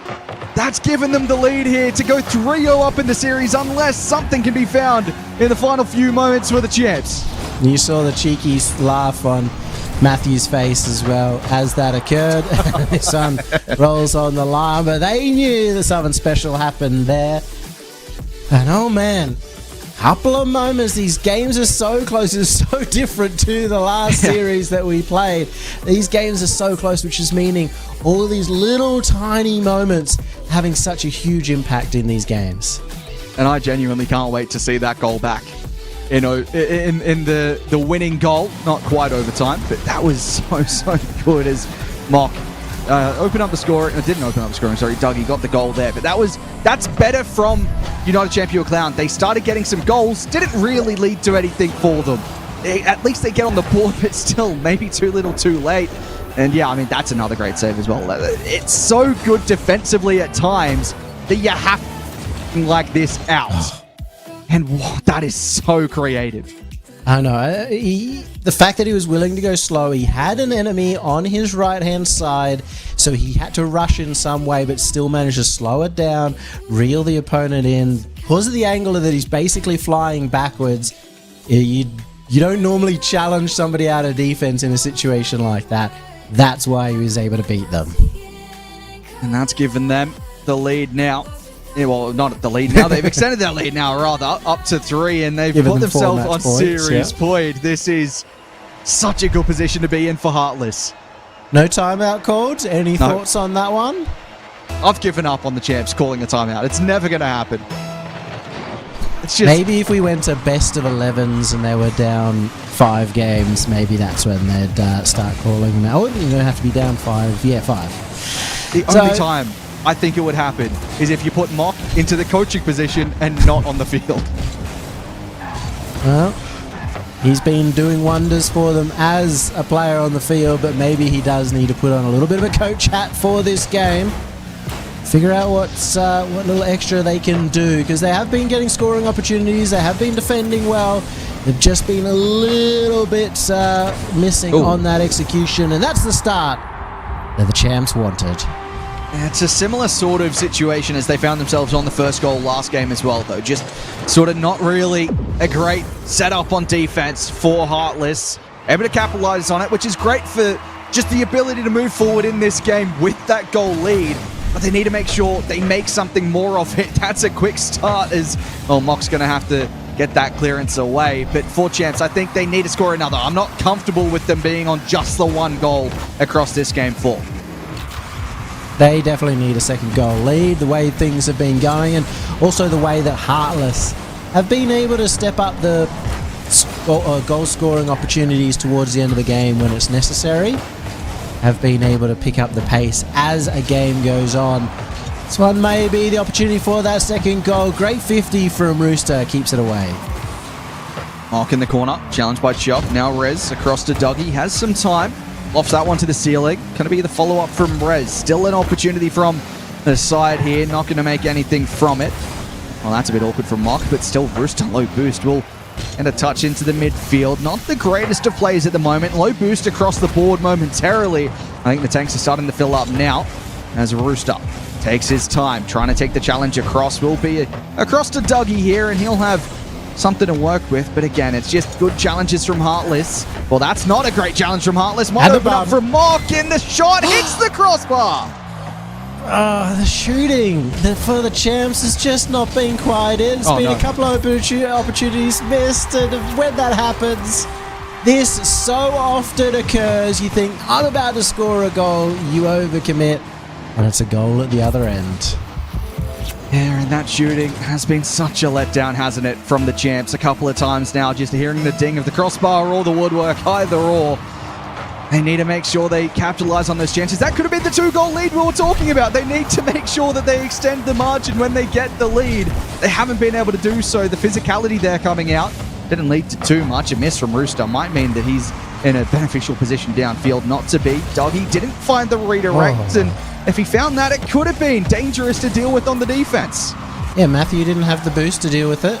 Still won't as he gets stolen away. Mock steals the boost, and he's been doing a lot of off-the-ball pressure with bumps and boost steals and almost finding a goal to make up for the missed opportunity earlier. Although technically, he needs to score 2 goals because it was a 2-goal swing. Yep. Lost one of their own and had one against them. Still. Heartless stuck in the defense. Dougie looking for bumps. They are very physical, this Champs team, but it hasn't worked out for them this time. Good chance just for Matthew at the halfway line. Keeps the pressure in. Chubb goes up for the bump as well. Dougie did well to avoid and get the piece of it. Rooster turns forward. That's a challenge on Mock, and Dougie pushes on through as well. Now Matthew giving away possession towards Rez. Want to find a shot on target, but again, it's that woodwork. Oh, just a number of opportunities they've had. This is where you start feeling like it's time to give up. That it's just not your day. The Champs, once again, should have had maybe 3 goals on the board. Find themselves still in this tricky situation. That should be one as well. Matthew just gets down to it in time, but even still, they won't stop attacking. Dougie tries to get one as Matthew carries it away. Now Rooster finally gets a little bit of breathing room, but not for very long. Chubb has to go diving across. Only Rooster with boost, but Mock can't get behind it. What a pass. Rooster can't get there. Rez takes the shot. Finally, Champs finds a goal. Yeah, they've kept it under the crossbar this time. Rez had not heaps of time to think about where he was going to place it, but maybe that helped them out. It seems like when they have the time to think, they find the crossbar more often than not, getting it just underneath there, and they take the lead here. Maybe not a sweep. If Dougie could extend the lead, it might be another one just to make it more comfortable. I keep asking for that 2-goal lead. It's never really worked out for the Jets as Mock is in the corner. Matthew with the challenge, and that's a good clearance. It's good to see Shores be that one to score the goal. Maybe another one just here as they go to the right. Mock can't get it past Chubb. 1 minute remaining, but you know it's mostly been Mock and Dougie who have been the ones sort of more struggling to hit those open nets and hitting the crossbar and the post. But Rez has been that reliable shooter, and maybe he's the man that throughout the rest of the series they can get into a position to take those shots. Chubb once again in the defense. 30 seconds remaining if they want to try and sweep out this series. That was a big commit from Mock. Had players behind him though, so it might work out as now Dougie, corner. Mock's up quickly, and they're still desperate for that goal. They want to make it a 3-1. They aren't comfortable no matter with the time remaining. They know that at any point, this Heartless side could pounce on the counter-attack, and it might just work out here. Dougie, low boost, Rooster to the corner. Chubb will play that one out towards Matthew. He goes low with the reset, a couple of bumps as well. 0 seconds, still alive. No, he missed it. The Champs have a game. And the Champs are way too good at stealing boost in most of that game, and highlighted right there at the very end where Heartless just getting raced to every single corner, every single time, and it's a great turnaround from the Champs. Just finding a couple of little extra, not extra opportunities, but extra sinking of the opportunities that they created. Yeah, I mean, there was a few saves across from Heartless. They were put on defense more often than they've really played at all this series, having to make those stops. But at times as well, it feels like, the crossbar is a fourth player for Heartless as well. Probably a few extra saves on the 7 that they have. The Champs, that's better from them finding those shots under the crossbar. It's better from Rez. I mean, you said it's more so Dougie and Mock that haven't been that clinical. Rez stepping up, getting those goals. Hopefully we see, for the Champs' sake, the other two stepping up and finding these chances more clear-cut, finding the goals. Dougie with a couple of assists in that one too, so that's useful for them. They're stepping up in maybe the shooting's not working for them, so turning to provider for Rez might be the way to go. Yeah, somebody check as well if the goals are just a little bit smaller for our orange team here. The crossbars haven't been a problem for Heartless. They have been for Champs, but maybe signs in that last game that if the Champs can keep this up, they might be able to get a full-on reverse sweep, but it's a long road for that just yet. We go to game 5. And Dougie tried to start us off very quickly. Oh, Matthew, that is a massive error, hanging off his own side post here. It's probably not something Dougie expected to score once he missed that touch, but hey, it works out either way and the Champs have a lead. Yeah, you'd already called the mistake out from Dougie, but who knows, maybe it was 7D chess. Everybody expected that he was going to get that extra touch and caught the defense off guard. And we have seen the Champs score that first goal the last 3 games now, including this one. And that's a good sign. No, this time it's Rez, but also this time they were finally backing it up and they take advantage of the first 2-goal lead for them for the series. Yeah, if that didn't find a way into the back of the net, I think it would have been time to pack it up for the Champs, because if all 3 could only find the crossbar, then they were going to be in some real hot water. But 2-0 lead, as you said, the first time they've had that 2-goal margin. They've got plenty of time in this one, Heartless, though, so I don't think it'll discourage them. That's a great bump from Rooster. The follow-up not going to lead to too much here. Chubb will try to take the challenge, forces a couple to commit, and this is good from Heartless, forcing these dives, and at the moment it's the Champs that don't have boost in the tank, but still manage to get the clear down line, and Chubb does well. You have to be careful about the overcommits, and it's actually an overcommit the other way. Oh, Chubb! Oh! He almost fumbled that so bad he manages to recover it. But they did have a completely open net set up by Chubb, but he made it a little dicey. Yeah, I'm not sure if he eventually just didn't realize that it was as open as it was to go for a play like that, and then went, oh, hang on. Let me get that one on target, but pull that back to within the 1-goal difference. And if you're Champs here, you're not comfortable whatsoever. 4 minutes to play in this one, just the 1-goal difference. Mock looking to extend it once more. Couldn't find the ball underneath. Chubb, good clear from Rooster, who was spoken up in the pre-match stuff. Is that's a demo, opens it up, and well, it's instantly 2-2. I feel like they've learned the lesson from the Champs here. Have been going for a lot of these demos throughout, and well, there was no real passing opportunity, so why not? And a tied-up game after I thought finally the Champs had taken control. Yeah, it didn't take very long whatsoever to find a response. They might even take a lead here. What a play from the kickoff. It's a 1-2-3 sort of thing. The fake play as Rooster found the pass.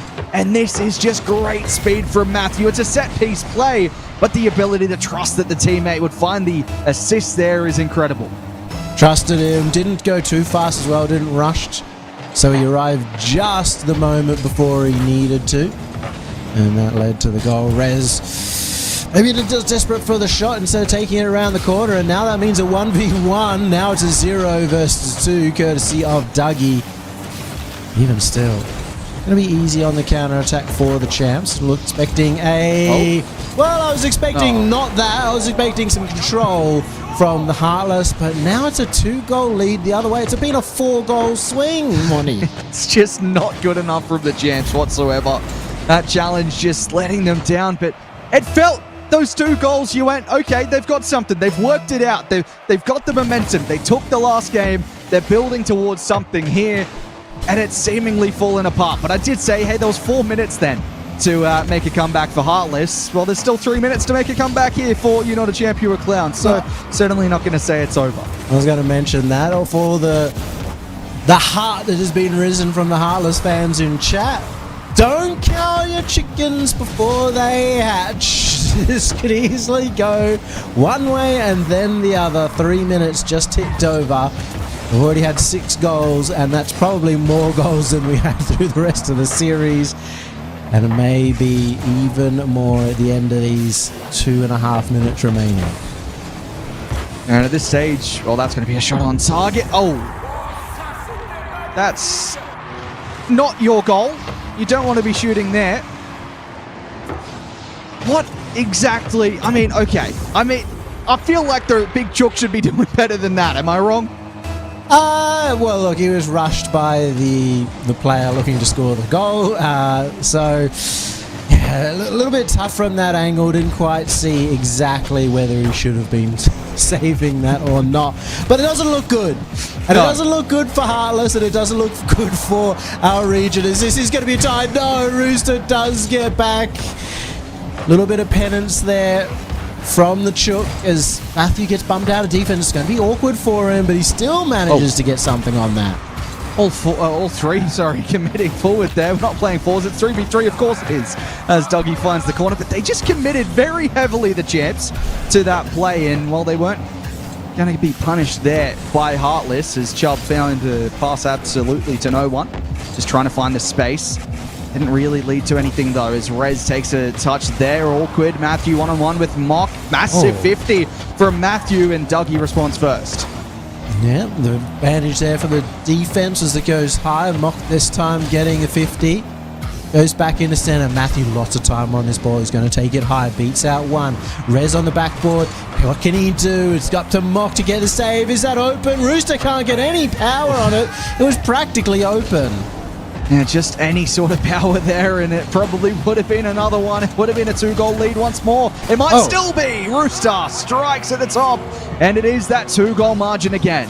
Sheer number of goal-scoring opportunities that came out from Heartless in this play was just too relentless. Mock 0 boost, trying to recover. Rez was jumping in to try and help out. Way too much chaos. A 2-goal lead for Heartless, and this time they should be able to hold on with only 1:17 remaining. And that might even be another one. It hit the woodwork, followed up by Rooster, and it is another one. 6-3 now. I think it is probably out of the hands of the Champs. Yeah, you got to say this is done and dusted. A 9-goal game. The rest of the series, we were talking about a 0-all overtime. We had a 1-all, near overtime. We had some very, very tight, low-scoring matches. And maybe that's just a little bit of the nerves, tiredness kicking in at the end of the series. Don't expect this 3 goals in this 1 minute is going to be possible, even though these players are veterans of the scene. Yeah, it's just not really in the realms of possibility at this point. I mean, we did see 4 goals scored from Heartless in a minute, so it's not necessarily out of possibility yet. But I think maybe, just maybe, we haven't seen enough from the Champs today, and it's just not been clinical enough when they do create those opportunities, that even if they were to create a few chances here before the end, it probably won't be enough, as Rez does look for that one. Chubb with the squishy save, simple enough stuff, and this has been a very good performance from Heartless. It hasn't been, I wouldn't say it's the best performance, of course, from the Champs with the amount of crossbar hits we've seen, but this has been a very composed Heartless side, and I'm very happy to see that. I want to see more of this gameplay from them. They've had a couple of shaky moments across last split. Overall, they look pretty good by their standards, but a couple of low moments as well, and that is a return to form. That's a return to a top 6. That is massive for them this split. Yeah, a little bit of frustration there for the Champs. They would have felt like they could have won it, but what a win from Heartless to take down the gatekeepers, to do it 4-1 as well. make sure that they are not just in with a chance on Championship Sunday, but as we said, it is the first event of the split. You gotta believe that if you're Heartless, that they can go the entire way, that they can put themselves in contention for the Paris Major. And a great series overall from them compared to especially the last series. Just how much cleaner the defense was.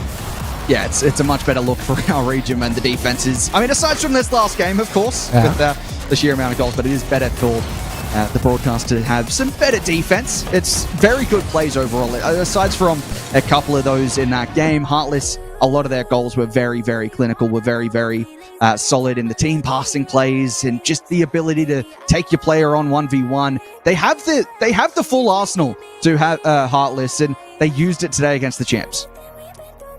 They certainly did. We could have seen some more brilliant goals. There were some moments there where Rooster almost pulled something out of his hat, but they did it with just good team play. We saw some great passing in the mid-game, and even at the end, they brought out the demos to find new ways of opening up the net. So really love that coming out from one of the less experienced team on this pitch, and looking forward to see how they go in the future. Yeah, and CJ got his prediction wrong. I have to point that out as well. Typical. So we know exactly what we're talking about, and he's got absolutely no clue. Well, somebody had to do it since Formal got kicked off. Maybe we kick off CJ from the next one. Not sure exactly how that's going to go, but that is the lower bracket done. We're heading towards the upper bracket, to the top four, to the big four. Take Flight are back. Obviously, Wildcard Power, Bulldogs, they're going to be coming up after this break.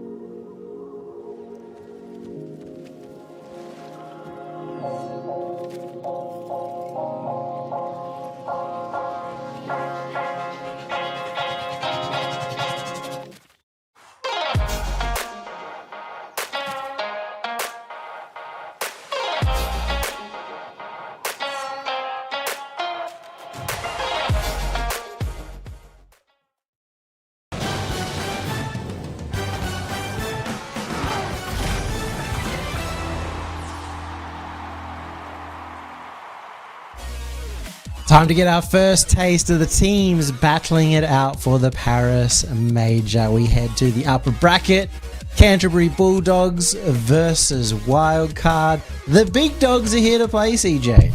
The big dogs are Canterbury Bulldogs as well. The big barkers, the big woofers, we like to call them. Not back to back. The reigning champs from Open 3, looking to go back to back formal, and they've been on the grind. They've been in form.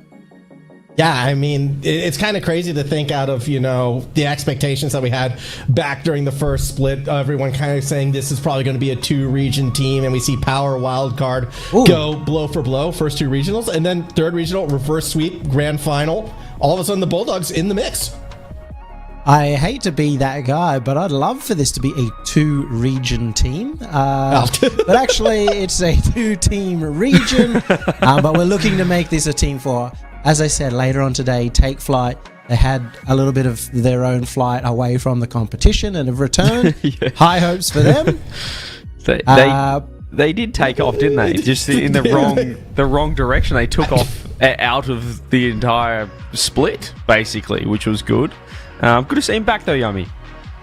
Yeah, when you never had one where you lost early and then gave up on the split, right? You were always there, dogged to the end. Yeah, well, look at Wildcard. They never try in the first event. They stick around and end up making most majors, and they're looking to do just that here. But they're looking a little bit more in form so far. This is their big test formally in this next match, though, in a best of 7. Yeah, I mean, obviously it's kind of important for Wildcard to not kind of win this series, but I think they want to win the entire regional. When you look at the history of this team, I don't think there's been a single year Torsos is playing when he's not gone to a major or played internationally, and now 3 more chances to prove it. So even though the Bulldogs might have been hot at the end, I feel like this series means a lot for this Wildcard lineup. I talk about it all the time with Wildcard. If they lose 1 week, I'm fully expecting them to come 2 weeks later and be absolutely dominant. Well, what happens when they don't make it to a LAN? Is it going to be 2 months of them absolutely hitting ranked, hitting the scrims, making sure that they're tip-top?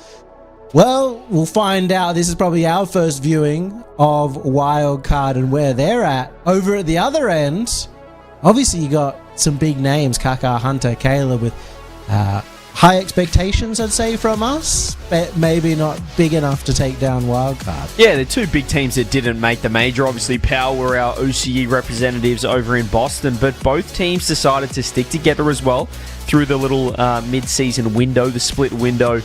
Didn't make a move, stuck fat, and, well, Bulldogs are the informed team. They're looking great. Caleb's currently, I think he's top 50 in 2v2 leaderboards as well. I think he's the only OCE player that has got through the bots, which has been great. He's right up there. So he's informed. They're looking good. They won Open 3. It's been, a month and a half in between that and this event, but I think they can really test Wildcard here. I think they've got some confidence for them. I mean, they beat him last time, right? And so why would they not have that confidence? And it was really Hunter, looking back on it, that I was kind of most impressed with when these 2 teams played, because I know Hunter with the Chiefs maybe didn't end with the performance he was looking for, but got a bit of redemption with that regional win, I'd feel, a couple months ago. So if he can carry that over out today, if he can continue to show that form and finally become that player we know he could be, it would be massive for the Bulldogs. CJ, you got your prediction? I'm going the Bulldogs, actually, and I think Wildcard are going to be our representative in Paris. I think they're going to bounce back. I'll give you that. That's all you get from me. Oh my God. The Dogs will be... Look, I'm a little bit under the weather, so that's all you're going to get from me. But I think the Bulldogs can do it. I'm confident in that team. I think they can get the job done here. It's the Paris Major, and last time we had the big event there, Wildcard was knighted by a baguette and called unofficially French, or officially French. I'm not too sure how their citizenship works. Point is, if that's the major we're going towards, Wildcard's got to be there, so they're winning this series. Yeah, I'm just so disappointed in CJ right now. What did you want me to be like that guy that was like, they came bounding over and just done absolutely... You promised, and he's using his sickness as an excuse when he did it off camera perfectly well. Anyway, I can't go for the Bulldogs. I feel like Wildcard make the bounce back here. I think they make the Paris Major. I did back them the last split and was wrong, but I'm going to back them again, because it's wild card. They just always do it. They always bounce back. So and often as well, you look foolish when you predict against them. When you think, actually, maybe they're not going to win this one. And then they really smack you in the face with one of the best performances we've seen. So maybe that'll be the case this time again, Yummy. Well, let's get this underway. Can the reigning champions of the Bulldogs triumph again over the previous kings of OCE in wildcard? Let's do it, Formal. Let's do it. Let's get into this one. I mean, last time these two teams played, it was one of the more dramatic upsets I think we have ever seen in this region. And even though the stakes aren't quite there yet, of this, of course, being a non-elimination game, you know Wildcard probably has that still in the back of their mind, and they want to, show us that, yeah, they can beat this team. Yeah, they're going to be locked in. I think the question mark on the Bulldogs is when they did win, their split was over. They were the team with no pressure on them. Everyone was looking at power. Everyone was looking at wildcard. The two-team race. They were equal on points coming in. We thought the grand final was going to decide it. Bulldogs come out of nowhere and take out the Open. How will they go when all the scores are level? When we've reset into a new split? When they do have a major on the line, can they perform at that same level? Yeah, that is going to be something we're looking out for. And, I mean, you called it out in sort of the preamble. Caleb is the player, I think, overall to watch on this team. It was also his individual performance as well, which was spectacular to get them over the line. Maybe a bit more so in that grand final series when they were up against Power for that reverse sweep. But, I mean, just the fact that we know that the Bulldogs can pull off reverse sweeps, can always stick in it as well, it does mean we can never really count this side out. And we talk about, some robots perhaps in the game of Rocket League right now. The pros refer to Caleb, especially in ranked, as a human bot himself. This guy's an absolute freak. So when we do see it on game day, which we, I guess, finally saw in Open 3, completely dominating that event, it is scary. And he can be the best player in the region from what we saw in that event. And I feel if the Bulldogs are to well and truly cement themselves as being one of those top teams, he's going to need to be that best player in the region again. It's kind of the level that's going to be expected moving forward. An interesting bump from Fever right there. Slows Kaka down. Torsos there to capitalize, and that's a little bit of the wild card we know and love. Very physical Kaka. Wow, and he's thrown a wow in the quick chat as well. This guy has made an absolute meal of that. He's tried to clear it to the corner. He's hit it off his own crossbar instead and own goaled it. Oh, well, definitely not the start we were looking for from the defending champs, to put it mildly. That was rough, CJ. Wow, I was just about to get into, questions around how informed Wildcard are, if they had been practicing whilst Boston was ongoing over the other side of the big pond, but now the questions are on the Bulldogs. Have they just taken a holiday after their first region win? Kaka with a chance for redemption. Big save from Torsos. And Fever's there to clean up as well. Could have been 1-1. Kaka looking for that redemption. It's not to be just yet. Not just yet, but maybe it will come. Still a lot of time left in this first game. Banana Head just trying to keep away from Caleb right now. Holds onto the ball up in the skies. Hunter's challenge results in a demo. Ball should still be in front of the net, and Torsos will get the second goal. They're making this guy look silly in net right now, Formal. They've done it again. It's just a pop to the top left, and all Kaka can do is help it on its way into the back of the net. Second goal on the board for Wildcard, and the worst possible start for the Dogs. Yeah, I mean, a little bit self-inflicted, but at that same token, you are seeing the physical play coming from Wildcard. The bumps and the demos, they have been in motion. They are back to their normal aggressive self, and this is a promising sign for all the Wildcard fans out there. When they are playing confident, when they are playing this far forward and this physical, that's tend to be when good things happen for them. Yeah, you just don't want to give Wildcard a lead or a start in a series as well. Notorious slow starters to splits, to matches, to series, and when you give an own goal up like that, it just completely lets them relax a little bit and work their way in at their own pace. You know they're going to improve as the best of 7 goes on, and right now it's looking a little bit rough for the Bulldogs. They are getting a few chances, a few cracks on net, but nothing too threatening. Hazza on production was talking about how he wanted to compile some of the best plays today. We're on pace to have like a top 5 own goals just from day one, by the way, because there's been 2 absolute clangers already on that front. And that has me nervous because that's not the return to OCE I was necessarily hoping for here. I mean, what else did you expect from him? You've been here for years now. It's all we know and love. There's the third goal for Fever. You can see the double commit front post coming in. Caleb looked to help out, and in the end, he didn't do much at all apart from bump Hunter. That's 3-0. It's one-way traffic.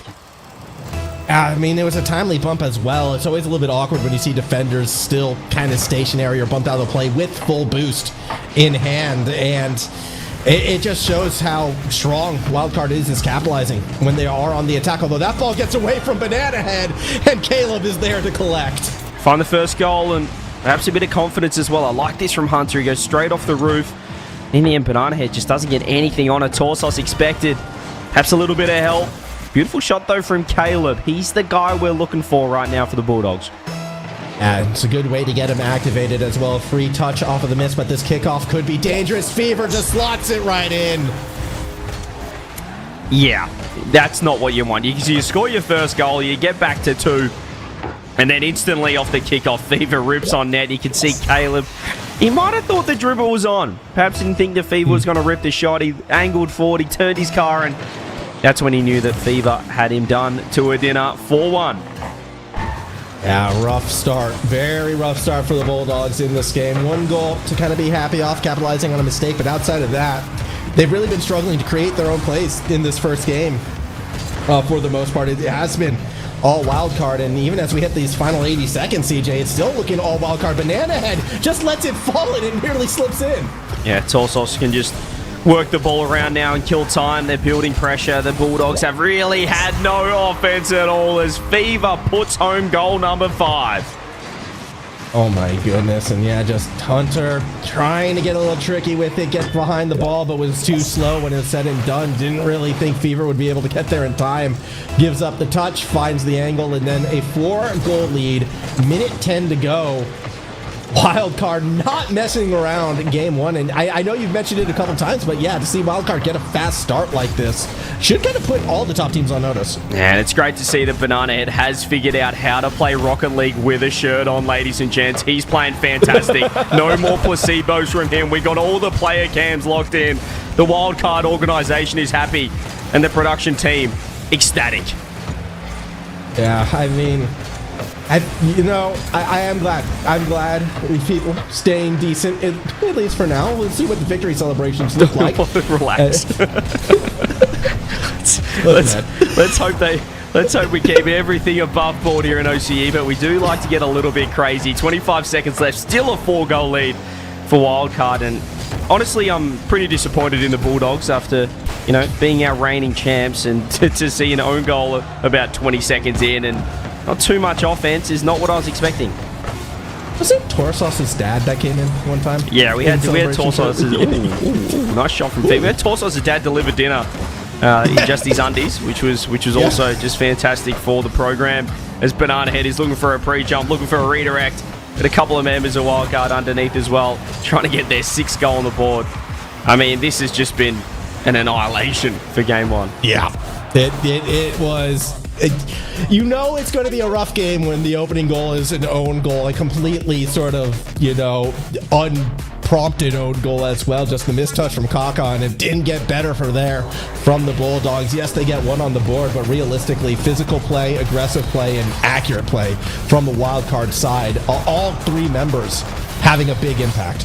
And you feel like the pressure would have been on them coming into this event. Obviously, they were the heavy favourites of the first split. They came off a top 6 in Lyon at the World Championships. They don't get the job done. The pressure is on them, but I mean, just to concede an own goal like that, I think just completely takes the pressure off Wildcard. They can kind of relax a little bit, and you just saw them work through their gears, work their way into that game, put 5 goals on the board. And the Bulldogs don't look like the team we saw in Open 3 just yet, but it's only early. It's only game 1. It is early days, and if there is actually something positive to look at the Bulldogs, I am looking at the shot count, and I'm seeing 12 shots on target compared to the 13 from Wildcard. It didn't really feel like that in the game, but Kaka apparently put 7 towards the net. I just don't think they were very creative shots, kind of, straight towards the defender, try to draw out the pressure, kind of rotate that way, but they were generating some offensive pressure, even if it felt a little lackluster at the time. Yeah, they're still getting some shots on net. It felt like they were more kind of just peppering the net, testing the defense, and in the end, nothing to avail. But we'll see if game 2 has other ideas, see if they can get some more runs on the board here. They did find their first goal late in game 1, but outside of that, wildcard looking fantastic. Yeah, we'll see if it carries over. I mean, we've seen it plenty of times where a team looks incredibly dominant the first game and then just kind of slips up game number 2, the mental reset, perhaps starting before the game finished and leaving the under team a bit more prepared right now. It is Hunter, nice reset, keeping the ball super elevated. Doesn't get the bump on Fever though, and with Kaka committing as well, Caleb has to slow it down, avoids Banana Head, gets to the backboard as Torsos is going to be the one who plays keep away in the end. It's better from the Bulldogs though. Started with that solo play from Hunter off his own backboard just to build pressure. They do find a way to keep possession, perhaps launch another attack on net. Banana Head met by Hunter, 50-50 comes through. Kaka steals that corner boost. Let's find the pop. Rips it across as well. Perhaps one more. Hunter is waiting back post. It's going to be too far for him to put a shot on. But more offense from the Bulldogs. This is at least less likely to be an own goal if you're in the orange end. I like how you say less likely, though. It's not impossible. No, it's we can certainly always not. hope. We can always dream. Yeah, I don't think the Bulldogs will be dreaming of another own goal after what we saw in game 1, but not a bad start. Out of position was Hunter right there. Caleb just throws it off the backboard. They found a clearance, but they're all pretty low on boost right now. With the demo coming in as well, this is danger right here for the Bulldogs. More shots coming through on net. It's safe from Hunter, but again, just no resources on the Bulldog side. This is actually going to leave them exposed the longer this lasts. One full boost was collected, but the shot may already be on as Torsos strikes first. We rarely see Fever rock the Octane. Maybe we need to see more of it. Look at the close pop into the wave dash off the wall and completely dust Hunter to an easy drop down. And the easiest finish of all time for Torsos, all created by that man Thieves. Yeah, I mean, it's great individual effort from Fever, good capitalization on a team struggling to collect boosts. It just all came together for Wildcard once again, a reoccurring trend in game number 2 in this series, as the ball will make its way again to the blue side backboard. Kaka trying to do what he can to run straight into Torsos, who finds the empty part of the field. 2 minutes gone here and another lead for Wildcard. There's the bump, there's the second goal. They're really unable to stop this offense. It's ridiculous from Wildcard. It's Fever once again working absolute magic in the corner. He's wave dashing, wall dashing, dashing everywhere in the corner of the Bulldogs defense and finds a beautiful drop down pass once again.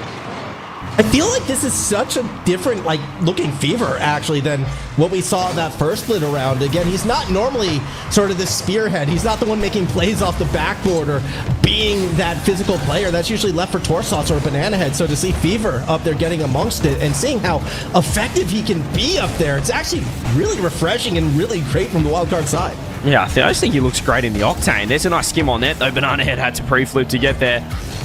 Yeah, Fever just looking rejuvenated, perhaps with the break coming through, having to watch the Boston Major from home, gains a bit of motivation, understands what it's all about once again, and he's looking like he's in career best form.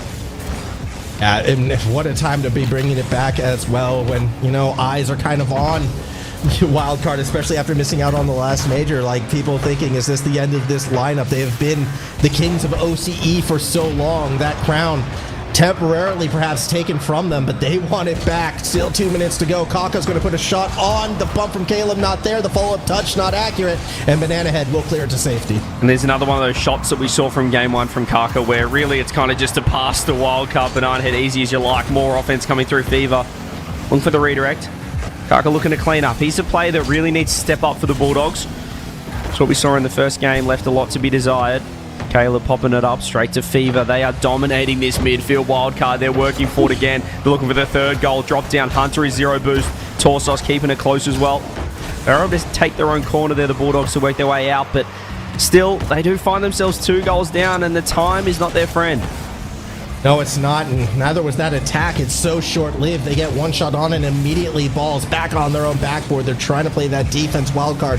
So efficient at flipping the map, although that might have been a little bit of a misstep. Kaka tries to capitalize, gets it across midfield. Now Hunter to the backboard, tries to keep it tight. Banana Head will scoop it up, gets it to the corner when a little bit of an awkward touch from Caleb might mean the end of this attack. Yeah, Wildcard's defense it looks a lot more solidified than what we see down the other end with the Bulldogs. There's always someone there. The rotations are coming in quick. Caleb perhaps gets a chance, but you can see even there, Torsos knows exactly what to do. Fever has And he's backflipped on the spot. Perhaps a late chance for the Bulldogs, but we mentioned the clock not exactly working in their favour. There's only 40 seconds now for them. They need 2. Yeah, they need those 2 goals. They really need to score off this attack right now. One more flip of the map. This game is done.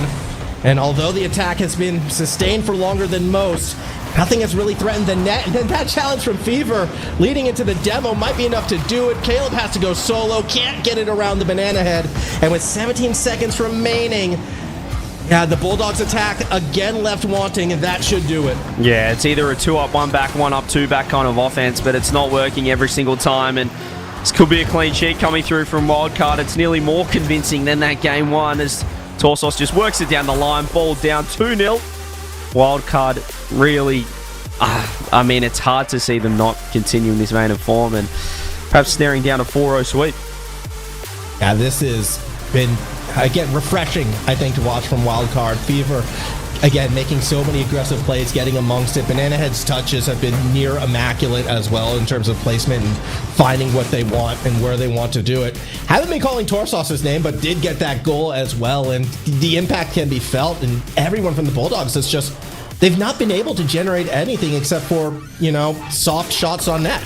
They just don't look like that team that was kind of just going at everything in Open 3. And I mentioned it off the start of that series. In Open 3, they had nothing to lose. They couldn't make the major at that point. They were just playing for the sake of it. They were looking to just spoil the party, basically, and having a bit of fun along the way to secure some season points. But now we see the scores reset, the points reset for a new split, and they look like a team that perhaps is feeling the pressure of being the reigning champs. We're not seeing the same kind of flair from them. We're not seeing the offense come through. Caleb in that game in particular, formerly, he had 0 shots, and he's a guy we were talking coming into this series as, you know, looking like a guy who could take over OCE, who could be that next best player, who showed it in Open 3, and we're not seeing the offense from him. Oh, it's invisible game number 2, and no timeout taken either, which, you know, might be a surprise to anyone, international viewers for this, but for OCE, for this Bulldogs team, that's not a mistake. That's just what they do. So let it ride. We'll see how they go right now, but Caleb has to find a way to get involved. Yeah, need to see more offense, at least some shots on the board. Here's Hunter, maybe a first crack. Double commit comes through. Torsos able to make the save, but it is slow on the follow-up there was Caleb, and in the end he does get bumped out of the way. Would love to see some more aggression from the Bulldogs. They really have just not been able to keep any sort of offensive pressure, any sustained offense, should I say, on this wildcard net. As Banana Head takes his time. And really just his midfield game form. It feels like every time there's kind of a loose ball, it's at least an orange name tag. It's a wildcard player first on the scene. And if it doesn't look like the orange player is going to be first, look where the blue player is, and you'll see the orange player bumping them out of the way. Like, there's been a lot of physicality, although that one should have gone in from Hunter. Missed opportunity there for the Bulldogs, and when they have been struggling to find those goals, that one, you've got to hope it doesn't come back to hurt them. Yeah, Hunter's just missed. It was a wide open net in the end, but when he went for the shot, he probably didn't realise just how open it was going to be. Cucker off the sidewall to himself, intercepted by Banana Head. Torsos, he's looking for a sidewall skim of his own as Caleb doesn't find the touch. Able to find the follow, but that 50 straight on net. Hunter's completely whiffed. We're just seeing more mistakes down that end that we do see in that orange half. Fever is looking to keep the ball in as well. Bulldogs just at no point in this series form have looked comfortable. No, they have not, and it's kind of been getting worse before it's gotten better. Granted, it's a bit fortunate that they didn't score off of that whiff off the backboard before. I don't even think Wildcard was expecting that one to be given to them, but I doubt Wildcard makes that same mistake twice. Here comes Banana. That was an own goal! What just happened? Banana Head takes it up the wall. Hunter hops off the wall to intercept and has just redirected it into his own net. When it's not your day, it's really not your day. Give me the top OCE own goal compilation, Hazza. I'm ready for it now. It's coming. That was second first goal in the series, an own goal coming from the Bulldogs. And we've actually seen Hunter score some incredible own goals in the past. That's right up there. That's a great redirect on net. That's brilliant. As there's a nice 50 coming through, but once again, those loose balls, first man on the scene is more often than not a wildcard member. We see Banana Head having to wait on this touch. There's the reset. Is there a shot? No, Banana Head hits it far enough. There's a pass. Kaka gets caught underneath it too quick for his own good. A nice pass though from Caleb, who just Doesn't even get that thing on target. It does feel like that own goal has kind of woken up, though, the blue side right now. The Bulldogs are playing a lot more aggressive, finally, actually, and that was one of their better sustained attacks in terms of maintaining possession. The shot never came, but they at least held it there for nearly a full minute, and that's improvement for this team based on how this series has gone. Yeah, it's still leaving lots to be desired. I think when you do get a chance against Wildcard, an opening, you have to make the most of it, but as you said, a little bit more offense. Not right now, however. Wildcard looking to really put the clamps on. Another shot coming through. Hunter's on 0 boost. He's getting bumped in net. Kaka's on 0 boost. He's trying to clear the ball out of net. And Caleb is the last man on the scene because there's nobody home. You've only got 3 members on the pitch. If you all overcommit, it's an open net. Yeah, 3 commits into the corner. 3 players without booster. In Caleb's case, less than half. And all 3 get beat. 3 strikes are out, as it said, and again, Wildcard collecting on the chaos. Another 2-goal lead with 2 minutes to go. This is, again, Wildcard is looking phenomenal, but this is not the same Bulldogs that we saw a month and a half ago. Yeah, we're just not really seeing the Bulldogs put up much of a fight. I'm loving the change-ups, though, from Wildcard. They look fresh. They look like, as I said, the major off nearly did them well. Like seeing Fever on the Octane as well. He's kind of channeling his inner beast mode with the preset. They're all looking fantastic, looking locked in, and against the reigning champs, against the current OCE champs, if you would, from Open 3 at least, they're not really struggling. They're not having to really push too hard. It seems pretty easy for this Wildcard team right now. So I'm gonna put something out there. Your thoughts on this? This is what Wildcard looks like as Fever gets another goal. Hold the thought. This was sick. Well, look at the placement on this shot coming through from Fever, who just gets a pump on Caleb and tucks that ball into the top right-hand corner. There's 3-0 form. We'll continue. Please, just continue pumping up this Wildcard team. I'm just saying, if this is what they look like after, 6 weeks off missing the major, what does Take Flight look like after missing the last regional as well? Don't start on this Take Flight nonsense. A Yummy Cheese Man is already amped enough for this last series of the day with Take Flight, but maybe having a whole split off will do them well. There's a first goal of the game for Caleb. There's still time in this, but these goals are really few and far between. Yeah, that was just well-placed, well-touched. A little bit of a double commit coming from the Wildcard defense. Realistically, though, they should be thinking no harm, no foul. Caleb is just going to get a couple in the series, even when Bulldogs don't look their best. 30 seconds to go. Hunter off the kickoff actually might have something here. Torsos's touch is awkward, but Banana Head still gets there first. Yeah, 40 seconds left. Need to remind everyone watching at home, the winner of this is guaranteed through to the top 4, not top 48. I'm sick of seeing people saying, is this top 48? Is this for the top 48? I'm sick of it. We left that in the Boston split. We left that in the first part of 2026. So we're going to leave it at that. 20 seconds left. 2 goals. Can Wildcard get 3? Another shot on. You betcha they can get 4, in fact. 20 seconds left. One-way traffic. Yeah, and it's just yet another dagger to the heart in this game. One step closer in this series. I would be remiss, though, not to mention, last time we saw the Bulldogs play, they didn't look clean out the gate either against Power, and that did turn into a reverse sweep. So if they can find a way to switch that back on last second, that would be great for this Bulldog side. However, I think the big difference here, different situation, maybe less nervy from Wildcard, and I mean, Wildcard is playing something fierce as well. Yeah, they're going to have to do something monumental to reverse sweep. They need 6 new hands and 3 new brains at this point, because Wildcard are absolutely all over them like a rash. 4-1 performance there. Perhaps a timeout coming through, maybe not a timeout.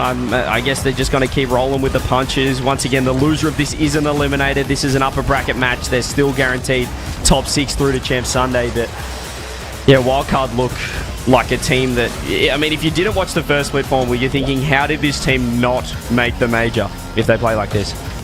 Yeah, that is a very good way of putting it, because they are looking about as immaculate as you can in OCE, but the big thing is they are playing a lot more aggressive. And I know he's not leading the scoreboard per se, but I'm going back to Fever and sort of this change of style. It's been a subtle one, You keep saying it's the car. I just think it's the positioning, how he's been a bit more forward, been a bit more of that first man, getting amongst it with the bumps and the demos. We expect that from Banana Head and Torsos, but this is the first time I've really seen Fever have a similar impact, playing a similar role, and it's just resulting in even more of a suffocating effect, and it feels like the Bulldogs, they just can't do anything. Yeah, and Fever's a very analytical guy, knowing from being former teammates with him. I feel like he's just channeling his inner beast mode right now. He's rocked the Octane. He's on the beast mode preset. He's probably got his camera settings on as well. I think he's done a deep dive into NRG gameplay. They're the world champs. It makes sense. And he's one of the best players in the world. But he is looking like beast mode out there. I'm loving the extra touches. I'm loving the flair that he's showing. He's really using that wall to his full effect. He's looking for those infield passes. He's just looking, as I said, refreshed and ready to go for this split. So I'd love to maybe interview Fever, get his thoughts on why he has switched to the Octane. But right now, I feel like it's Beast Mode 2.0, OCE Beast Mode that we're seeing right here, right now. He definitely needs some of that as well. Again, I know Paris is still ways away. This is only the first day, but performances like this can't help but start to get excited. As right off the kickoff, Fever nearly gets another one. Unfortunately, off the post, follow-up from Banana Head. It's a little bit too late. The defense able to recover in time. Almost a perfect start. No timeout. Caleb rips the pass. Banana Head. Redirect downfield. Hunter's going to be in a little bit of trouble. Oh. Torsos just delays the shot. Fires bottom left. 18 seconds is all it took.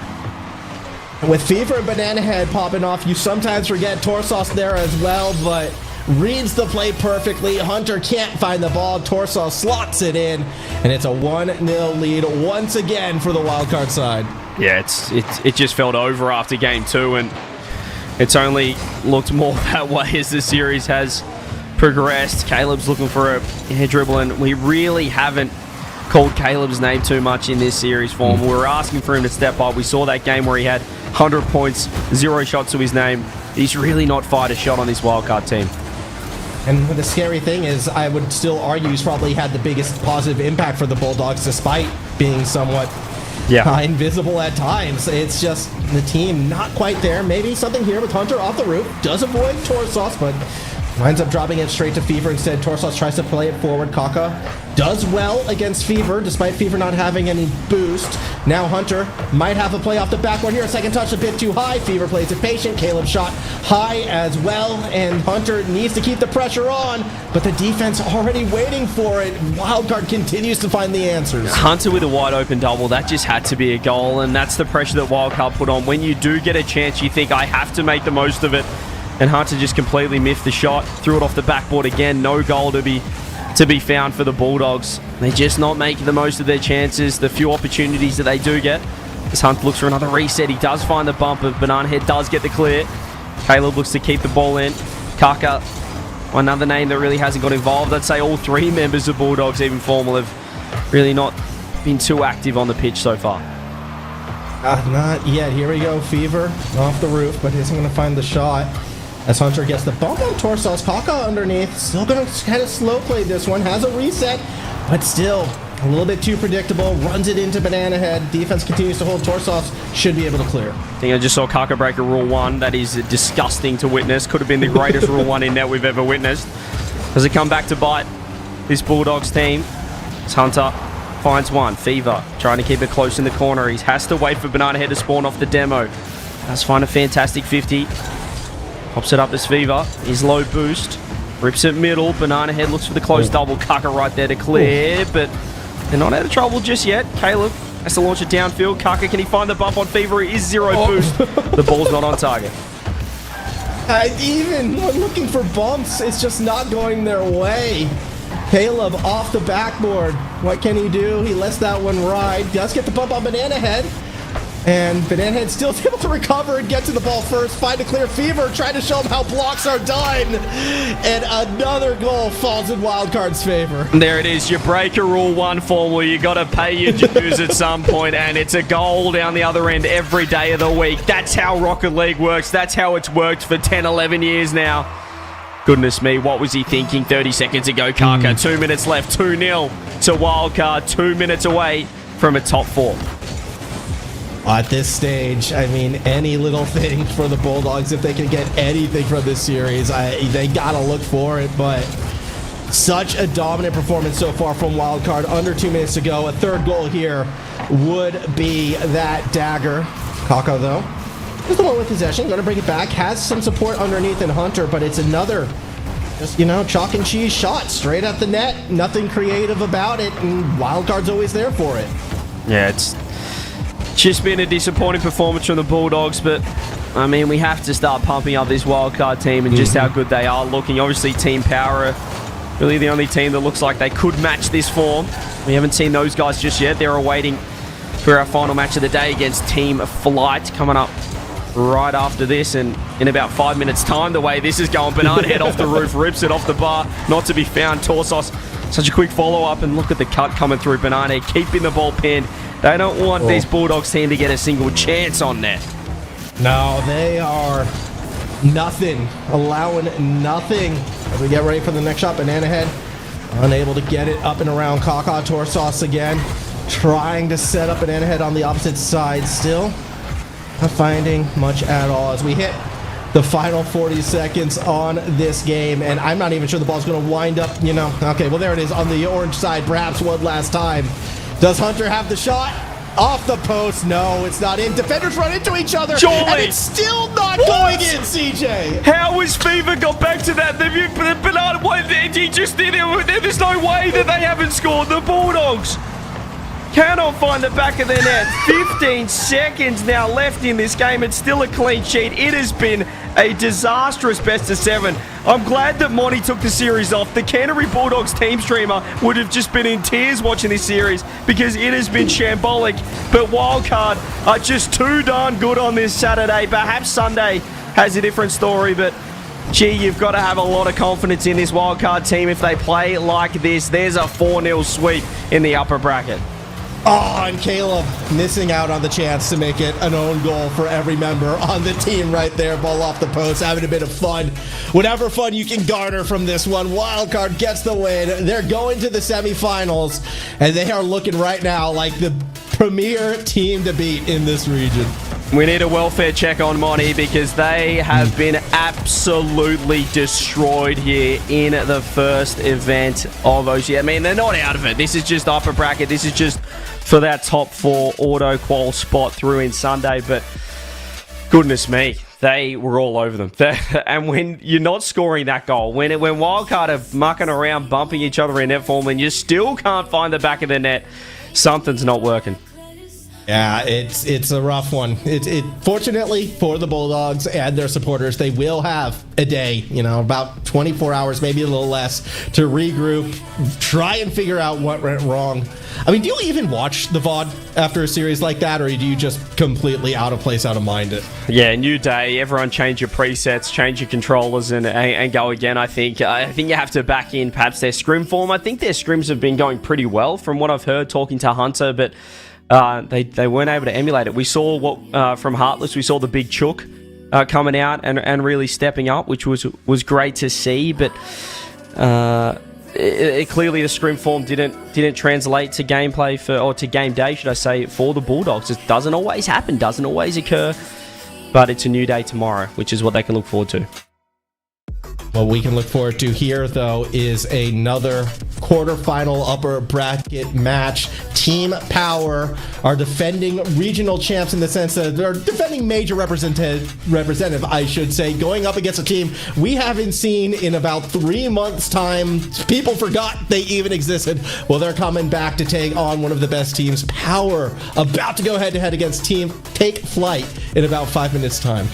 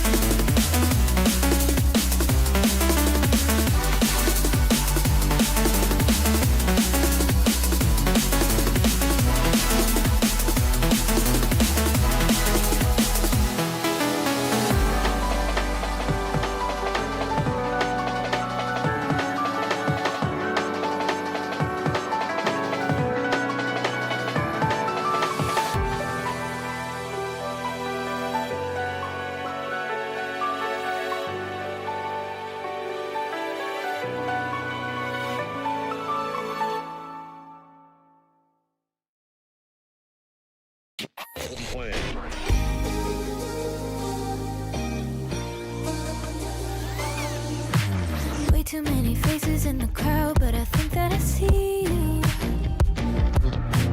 One too many days got me changing up the way that I need you. Now we're both at a bar, acting like it's not hard, trying to feel something different. Talk to somebody new, kinda wish it was you, kinda numb to the feeling. Now that you're gone, they say time should heal, but it's been too long. Couple months and I can't seem to move on. I can't seem to move on.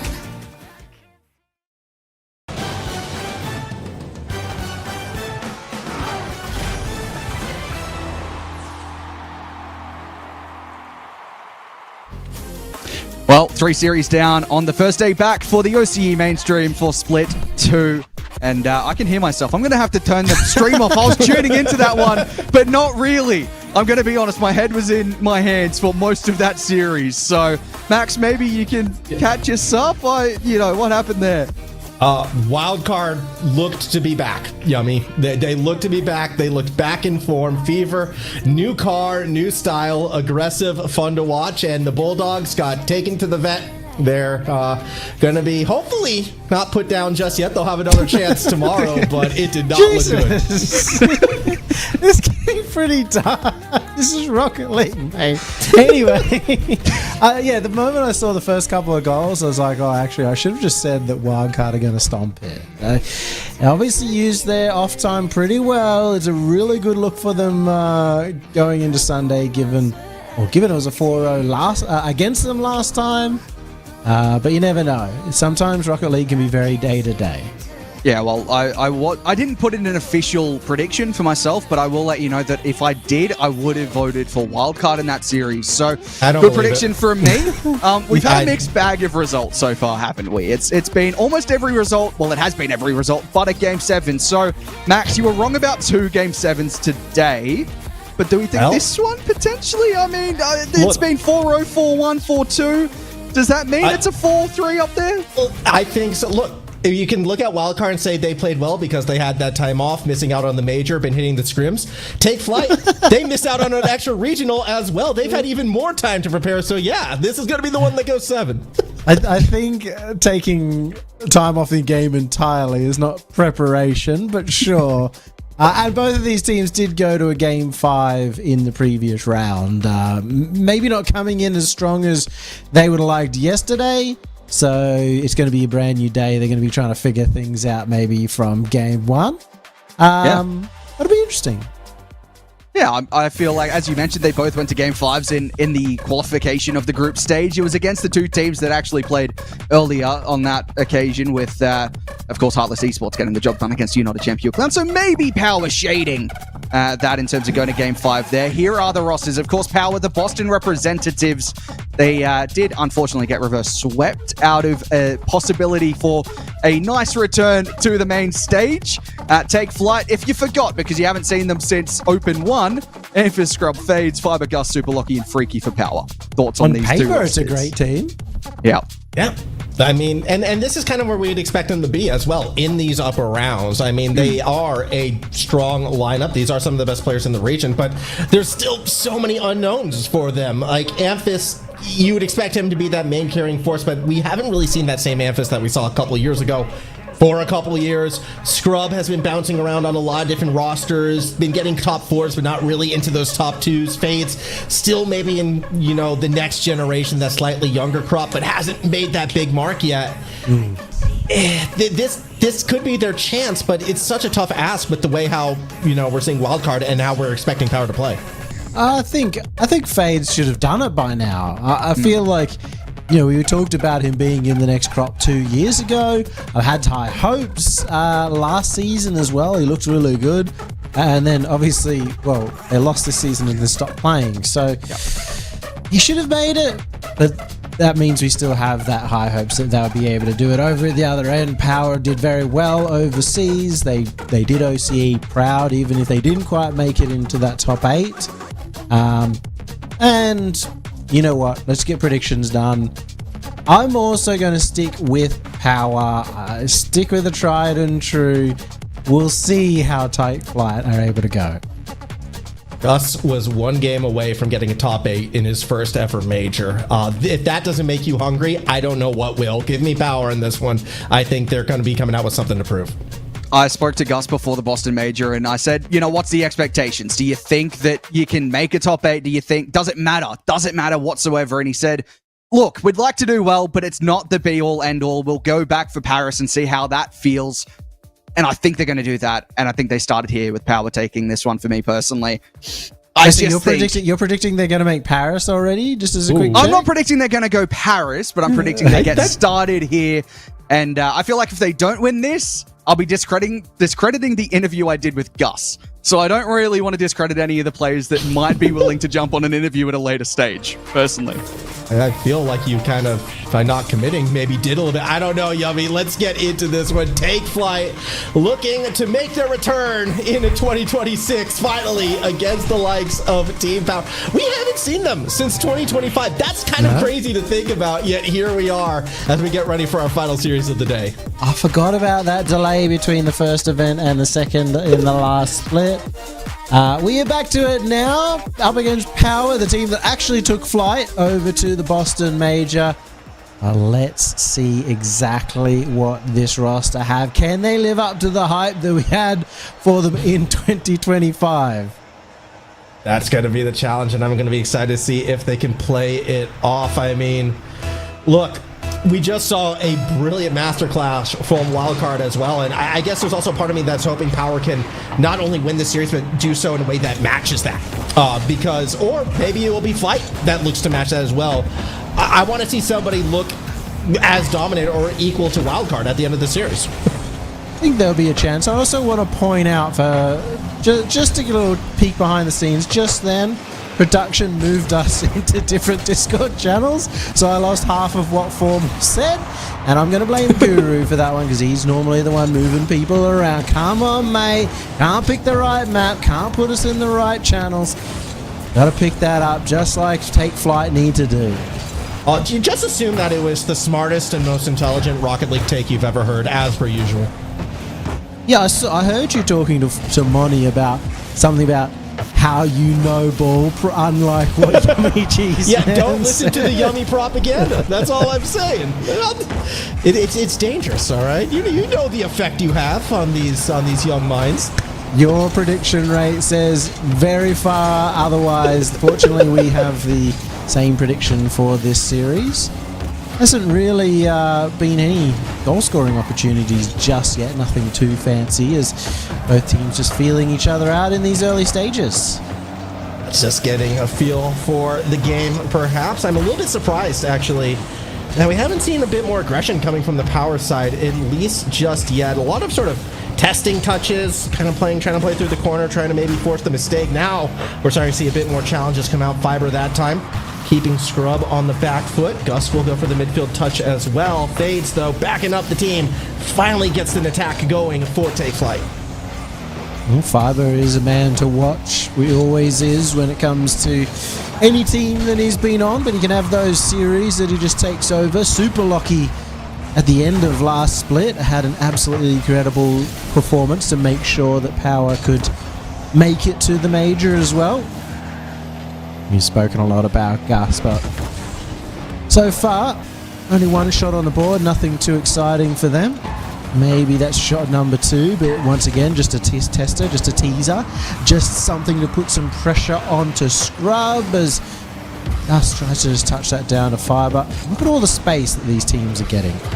Yeah, I'm actually really surprised at how much space, again, Power is kind of giving up, because normally when we send a team internationally, they come back super aggressive, try to mimic maybe a bit more of what, like, that pace and that style that you see internationally. And granted, it's also usually Wildcard, which is an aggressive team by their nature, but to see Power come back and be playing super wide, be giving up a lot of space, just focusing more on these consistent touches, it's a little bit surprising to me.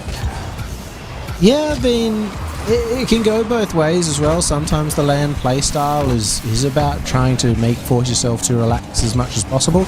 It's always been what Super Lucky likes. It was a good fake out play, but probably should have taken the shot on. But Super Lockie has always wanted his teams to be more consistent.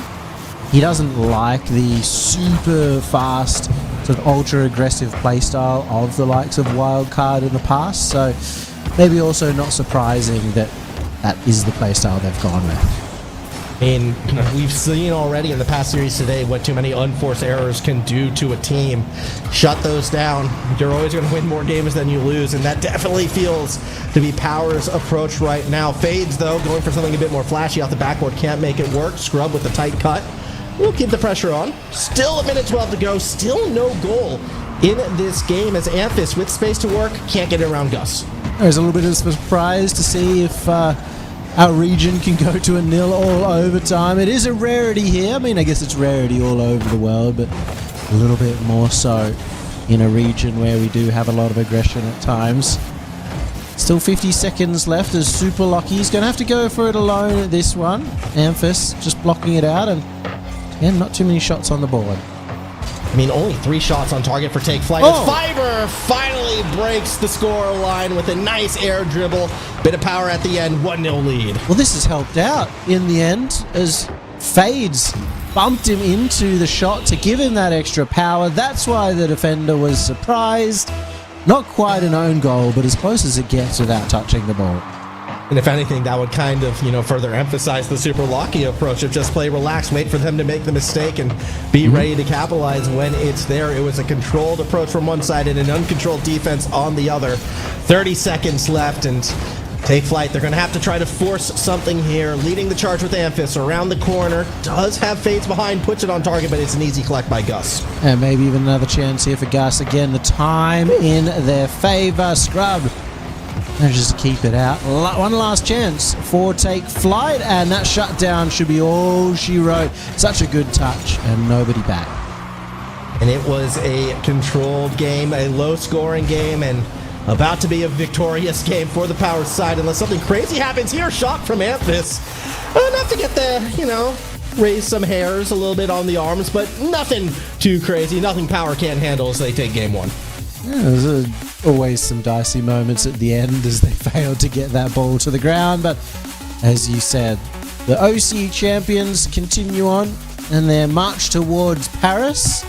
Well, if they were to make the major, then they've also secured themselves worlds at the same time, and they may even be able to just do it if they can just take points away from wildcard across each of the events, given those are really, in terms of points, the 2-horse race for worlds.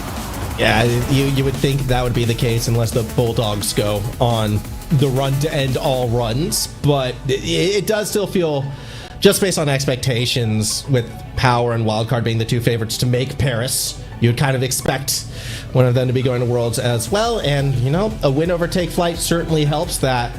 I mean, for this Power side too, though, because of Take Flight and their flighty nature, their eyes would be more on the Wildcard, so I think more on the Bulldogs as well, and you just got to make sure you set yourself up for those challenges going into Championship Sunday. And keep in mind as well that the winner of this series would be likely to verse Bulldogs in the semi-finals. Loser has a very tough bracket facing Wildcard in the semi-finals. You certainly want to have that warm-up match before what would be a big grand final. But as we said, Power still have to take down the Bulldogs as well to ensure that they've got that major run. As we head into game number 2, Take Flight kept it close. I feel like they just need to up the pace. We sort of talked about a lot, just how much room both teams had. And it's not a good start for them. Power, a brilliant start. That was so clean from Fiber. A nice redirect, and I didn't really catch Scrub off guard, actually. They were expecting something like that, but a bit more power than perhaps Scrub was expecting, and that just comes from a brilliant touch out of Fiber. 1-0 lead. The thing that did catch them off guard was actually Gus getting bumped, but still managing to get up to that ball for the extra touch. They probably would have thought he'd be out of the play, and yet still reacted so quickly in order to have impact further on in that play. And speaking of, oh no, that's an own goal and a half. It looked like it was a pass to a teammate, ended up being a pass to an opposition. That was, yeah, awkward right there. Amphis, I'm not sure if he got bumped from that angle, but definitely was the one who slotted it in the top bin. I was joking about a top 3 own goal compilation. We're looking at top 5 now, Yummy. Oh, well, maybe we add that to the lowlights package that Hazard is putting together tomorrow. We haven't had too many of them today, but a couple of own We've goals. had 4. Okay, That's a lot. That's not too many. Come on, we're talking about OCE, mate. You got to still get a 5th one at least before it's too many. Well, we still have, you know, at least 3 more games to possibly get there, and I'm kind of hoping we don't, but at the same time, kind of expecting we will with the way how today has gone. Ball back to the orange side of the pitch. Let's see what Fiber can do from underneath. Just kind of lets it bounce and gives it to Amphis and Scrub. Not much to say at this point in time, as I'm just looking for the own goals.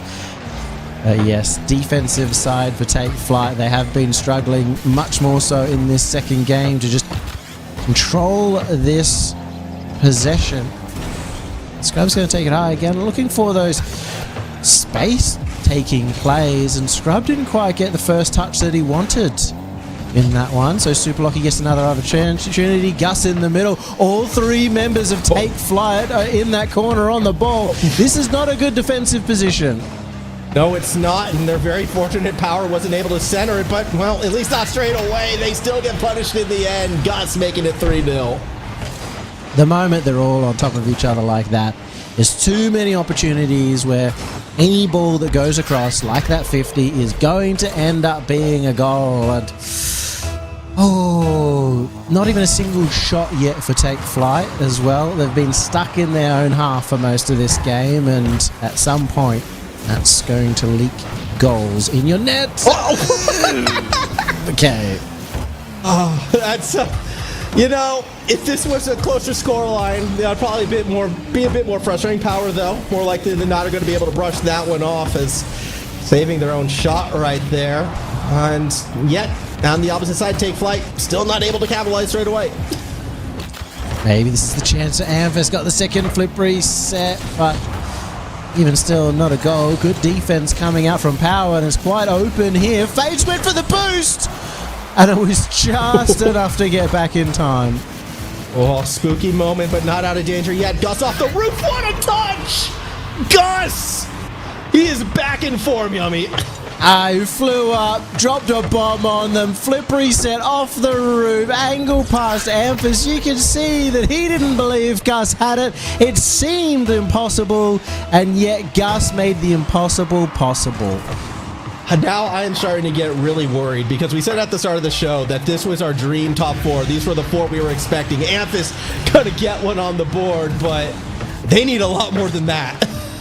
Not the best touch from Gus, so he can make a brilliant play and then maybe get a too much juice on that one. Probably wanted something softer that he could follow up on. Even still, Take Flight 3 goals down. They're going to need a couple more kickoff goals realistically here, as this is the opportunity. Gus just on the respawn. Oh, no. And he misses it. That's 2 mistakes from Gus in a row. What is happening to Gus right now? What is happening to Power? They have just left the door open twice and allowed Take Flight right back in it. So what was looking like another walk in the park, what was looking like our last series, has gotten a lot more interesting. Still not a lot of time left, 2 minutes, but a 3rd kickoff goal. Surely it doesn't happen, right? Amphis going to try the air dribble bump, but can't get to Fiber in time. I wouldn't have been surprised. Amphis has always been a proponent of kickoff strategies. Just seen another one come out there for a 3rd goal, but this time it does settle down. That's in favor of Power, it seems. Even more so as Gus is looking incredible on the offensive half, at least. Yeah, he still is that dynamic attacker, but maybe that's not what Power needs right now to shut this game down. Good bump from behind on Faith, but it still turns into a pass to Amphis.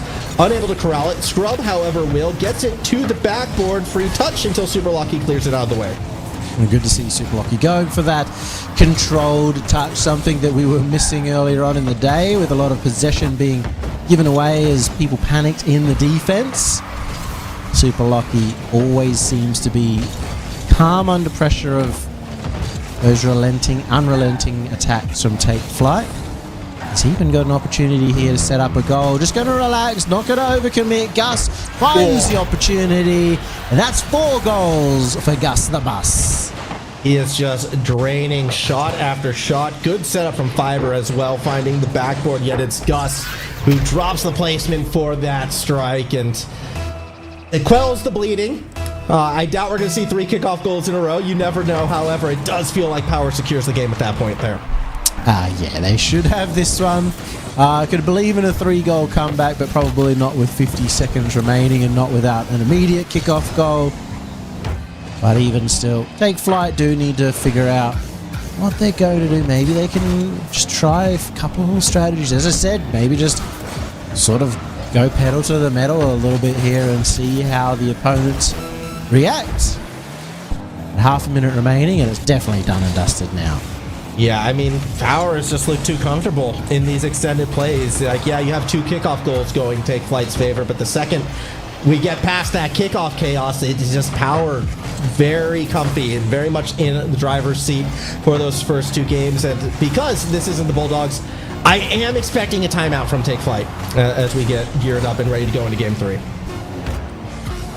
Game 3 is going to be a huge decider. Is there going to be a timeout? Is also a very important call.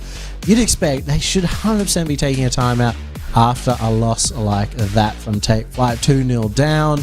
They need to figure it out, but there we go. The timeout gets called by the team captain, Scrub. Now, correct me if I'm wrong here, Yummy. Is that the first timeout of the day? I believe so. I believe so, yes. Timeouts just being forgotten on day 1. But we've remembered it now. The timeout buff here for Take Flight. Is it going to be effective? Well, who knows? I don't think they have a coach, if I recall. We'll see. We'll see if they, I don't know if they do either, but hopefully the timeout will work out for Take Flight, and hopefully they can find, again, something a bit more aggressive, something with a bit more bite, because Power, with the space that they've been given and the control that they've been given in the middle of the field, and just to set up and sustain these attacks, something's got to change right now for that Take Flight side. But if we take a step back further as well and look at Power style and compare it to Wildcard style, considering that that's looking like our expected finals, it does seem like it'd be an interesting matchup, and I'm curious how much they would change against each other. I feel like Wildcard sort of force you to have to at least play a little bit faster. The goal is always to play as fast as you possibly can while still not using up too much boost and getting yourself into positions that are awkward, and varying the pace up as much as possible. Like, sometimes it's okay if you're playing faster, then slow it down, and your opponents are going to expect that you're already up on the ball. They rush themselves, they get bad touches, and then you can deal with it from there. But both these teams in this series, they've both almost been willing to sort of run back to their own defense, reset the game. Whoever's got the ball, like it's air hockey, you don't cross the line until they cross it. So we'll see if that does change in this third game. It is the change that I feel like Take Flight especially need to do to really force Power into an uncomfortable position. Yeah, I mean, just based on, what was said before in Super Locky's preferred playstyle, you could almost say that Take Flight has played right into Power's hands for those first 2 games kickoff. Last time it was Gus who scored straight away. Fiber wanted one for himself. Not going to get it. Scrub might have something here, yet Super Locky puts it in the safest place on the field. Well, it's going to be out of defense already for Team Power. The kickoffs have been going quite handily for Take Flight so far, as Super Lucky tries to keep that one in. Scrub around the corner, has to contend with Fiber, does manage to beat him. Super Lucky is the next one, and he wins. A big demo in front, but no power on the shot from Super Lucky. Yeah, it looked like Locky was already committing to the pass when that demo happened and wasn't able to redirect themselves to put something powerful on target. Gus, though, with this flick, that's just filth. He's unstoppable. Gus getting this all the way from the back half. What a catch after going for a little bit of speed, but immediately flicking. I don't know how he got it past the defender, and it's on target. Just perfection. Yeah, again, like, the catch was just as impressive as the flick right there. No momentum lost. Beautiful play from Power, and off the timeout buff, which you'd expect to be going the other way as well. It was Power who started to increase the tempo. Power fighting those bumps now in the net, and this is going to make things a little awkward for Take Flight. I like the pass, but yeah, Scrub not allowed to take a shot before he's sent to Narnia. And very difficult as well for Scrub to read that pass, given the pinch play. He has to wait for it to occur. Unlike many other passes where you can almost preempt exactly where it's going to go, that one's a shot on. Amphis no boost, but still manages to get a very, very good clear over to his teammate. Scrub may even have a follow-up touch here. Oh. Gets faked out, though, and that was a good opportunity. Unfortunately, going begging. Yeah, good fake from the Power side, and both teams allowed to kind of reset a bit right now. Fades be the one leading the charge. Cannot get it around Gus. Amphis should be the first one to it. Just keeping the ball in a dangerous spot. Fades gets the bump, but on the wrong defender. Fiber's the one who collects. Still has two midfielders to get around. Finds a way past the first, the second. Does not have boost and is getting pressured as well by other Power members. Shot found, but Amphis does enough to make the save. Fiber did so much to the defense with so little boost that he's really put them in a good position for the rest of this attack. Amphis gets the demo but accidentally touches it behind, which may make it a little awkward to get out as well. They're pinned in at the moment. Take Flight. Power are circling and hungry for a second goal, and they didn't expect the miss from Amphis. Fair enough. Still leads to, the greatest sound in Rocket League, that ding. Not going to find its way in this mark. Now Fade's going to try to create something here up and around the corner. Fiber gets their first down below. Good pass intercepted away, however. Fade's back to Scrub. Here's the shot. Lockie avoids the bump and finds the ball in a timely manner to bring it back the other way. And again, it's a last-second save, this time by Scrub. Oh, good defensive positioning there from Fiber. Just saw there was a possibility that would go Ori and didn't push up too far. Been much cleaner play coming out from both these teams and a little bit more pace coming out, and that leads to a goal. Infield pass after drawing the defenders to the front post, and it's a tied up game. It was even a little bump on Super Lucky right there as well, which led to that challenge being a little bit later. Finds the goal. Well done to the Take Flight side. Finally an extended play that led to their goal, and B, that more aggressive edge, actually willing to send players to go for the goal, which is what we've been wanting to see for, it feels like, 2.5 games. That's Super Lucky!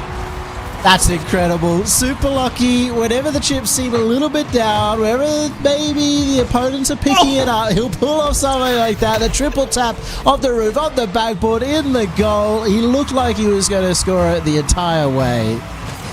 My apologies to Lockie on that call right there. I did not expect him to hit that through traffic as well. That shot on its own, even if there had just been one defender, would have been crazy. But the fact that there was two, my goodness, it's why you should never doubt him and what he's able to do. A bit of surprising there that the Power didn't go for a shot, but maybe they're willing to sort of a little risk-free now that they have the lead once again. They have been really enjoying this style of keeping Take Flight in their own half as that one goes high. Really awkward for the defense. Fortunately, Scrub communicates well and tells Amphis that he can save him. Yep, and, well, we'll see if they can do anything, follow up on the attack. Unfortunately, both Amphis and Fades can't make a play, and even Amphis' second attempt, not the cleanest, but it does get it to a teammate. Now Amphis with boost. What has he got? Well, he gets bumped off the ball. Fiber underneath it, keeping it safe for now. Gus wants to go high. Fade should be there, but again, just can't make contact. The angles that Power keeps finding to get it past the midfield, just tricky enough to create space for themselves again and again. Amphis is trying to do a lot of work around the corner. He's trying to play the playmaker role. This is where I usually like him, so that's good signs coming out from Take Flight, but they just need to score this goal. They need to find some kind of opening. They only have 30 seconds remaining now in order to do that. It's a good back pass from Super Lucky to deny. You take that ball around the corner. Gus won't get the bump on Fades, who has a chance to equalize here. Very important for Take Flight. Yet it's Gus getting in the way of the first shot. Amphis off the backboard where he's most dangerous. Does it again. That's unreal. I thought, and so did Fiber, that he's going for this bump. He's on that back wall, and he actually gets the touch underneath. He was going for the bump, I feel like, and it was almost unintentional. Again, even when he hasn't had maybe that regional success in ages, he still finds a way to be so threatening off that backboard in situations. Bump shot doesn't matter. Amphis will find a way to make it work, and that keeps Take Flight in it, at least for now. 0-second play. Maybe Gus has something here. To the net, finds Fiber, and that's going to be game 3. Gus is having the series of what is going to be maybe the season, let alone the split. He's just set up goal after goal after goal. Gets one there for Fiber on 0 seconds after it looked for no money like we were going to overtime. Power put themselves on the match point and they beat the timeout buff. Oh my goodness, and to recover from that goal from Amphis as well, it felt like momentum should finally be going Take Flight's way, and they still can't make that one work. So hats off to Power, great 0-second goal, still in control of this series. I would be remiss though, Yummy. Last time we saw Power in this situation, it didn't go their way. It went the way of the Bulldogs. Obviously, very different match right now. Not elimination, not a regional final, but we still see some life from Take Flight. Is the reverse sweep on the table? Well, the lesson here is the same lesson from the Bulldogs. This is where, if you're Power, you're meant to take the timeout, right? Just settle yourself down, get yourself into that big position. But you know, they do still have that timeout in their pocket. That maybe they can wait a couple more games if it goes badly. But the way that Power are playing as individuals, you know, I've sort of been talking about this a lot. They normally have one person just take over. And obviously Gus has been incredible, but we've seen such good moments from Super Lockie as well. Both ends really important on the defense, as well as scoring that amazing goal in the last game. The Fiber has been a really impactful setup man for them too. It's been really nice to see all three of them having that impact. At the other end, we've been mostly talking about Amphis, I feel. Yeah, I think that's a big part of it too, and it goes back to the fact that Power's been able to find so much space. I mean, we've known for years now all three of these players with space can be so dangerous on the Power side, and it's why kind of Take Flight's approach has been maybe a little bit odd for me against this Power lineup. They've allowed all three members of Power to have those moments, and Amphis on the other side has kind of had to force those moments, and they've been fantastic, and it reminds me of the Amphis of old, but you need more than that if you want to take out arguably the best team in the region right now. Certainly an argument for that, and they're showing exactly why here. As we thought our top four was going to be some close matches, and there has been some solid gameplay overall, but so far both series have been completely one-sided. And it's up to Take Flight if they, for anything, at least just playing to get this one game on the board. Make sure that they don't feel down and out before tomorrow is very important. That was a scary moment for the defense right there. I thought Gus had the right position, but the defense will hold. I do agree, though, that top four it's looking more like a top two at the end of today. Fitting that only two teams make semifinals on Saturday. Here comes the goal as Gus doesn't drain it. Fade stays behind, and somehow the Take Flight defense holds. Yeah, that reminds me of You Not a Champ from earlier a little bit. They've been communicating so well throughout the series. This time Super Lockie didn't quite play for the original demo that was incoming, so missed an open net opportunity. The follow-up not quite there either, as Gus sent that straight towards the defender, but can't blame him too much on that one. Even still, the opportunity is going fully Power's way, and maybe another one now as the defense a little bit caught off, but managing to recover. Yeah, recovering and now holding the midfield line. Two defenders back, Fades with no boost, wants to get that ball to Amphis, who should have gotten it unchallenged, but instead they leave it for Fades. Hold on to the defense, hold on to the boost. I'm a little bit surprised by that one. Now Amphis tries to cook something up, but at this stage, Power's had enough time to set themselves up so they control the midfield. Amphis' attack left wanting. Maybe this pass could find something as Fades does get it to the backboard. Here comes Scrub, looks for the angle off the backboard. Amphis is up, but with two defenders racing him, can't get to the ball in time. A really nice touch from Fiber as well to take it to that left-hand side of the field, away from any of the Take Flight members who could have possibly followed up on that touch. Very difficult to do while underneath the ball. There is a 50 from Superlock. He may get another one. Has set up Fiber, but it's a double commit. That could have been Gus's opportunity to follow up on Fiber's play. He had to pull out. Slows down the offense for now, though they have managed to keep it in. Once again, low boost on the take flight defense. One touch over the top for Gus. Has he set up Superlocky enough here? A little bit of an opening as the team bumps each other away, but doesn't lead to anything. Not this time, and now Amphis, the dangerous one here, but he can't get the ball off the boostless teammate. Fades trying to play setup. It doesn't work out. Superlocky back the other way. Dangerous shot towards target. And wow, Amphis had the save. I was expecting Power maybe through the corner. Gus was trying to force something. Not able to on this occasion. Possession still held by Power. Gus, the one looking for the shot. Amphis doing a... Amphis has just been the thorn in Power's side so far this game, and realistically is the thing keeping Take Flight still in it. Oh, and a bumper there from Amphis as well. He's been so deadly on the attack.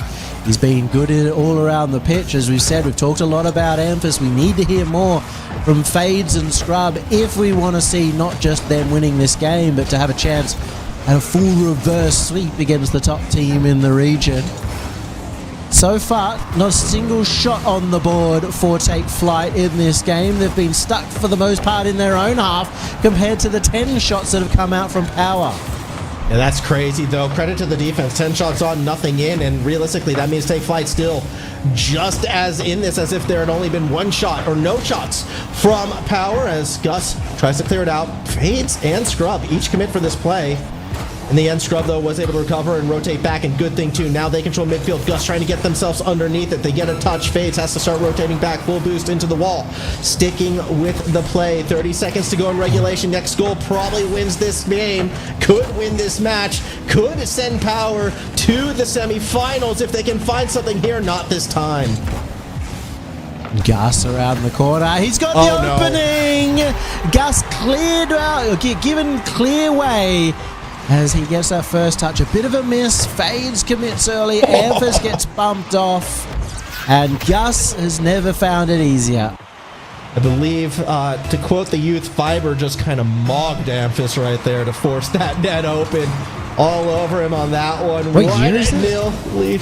Is this 2022 or something? What's going on?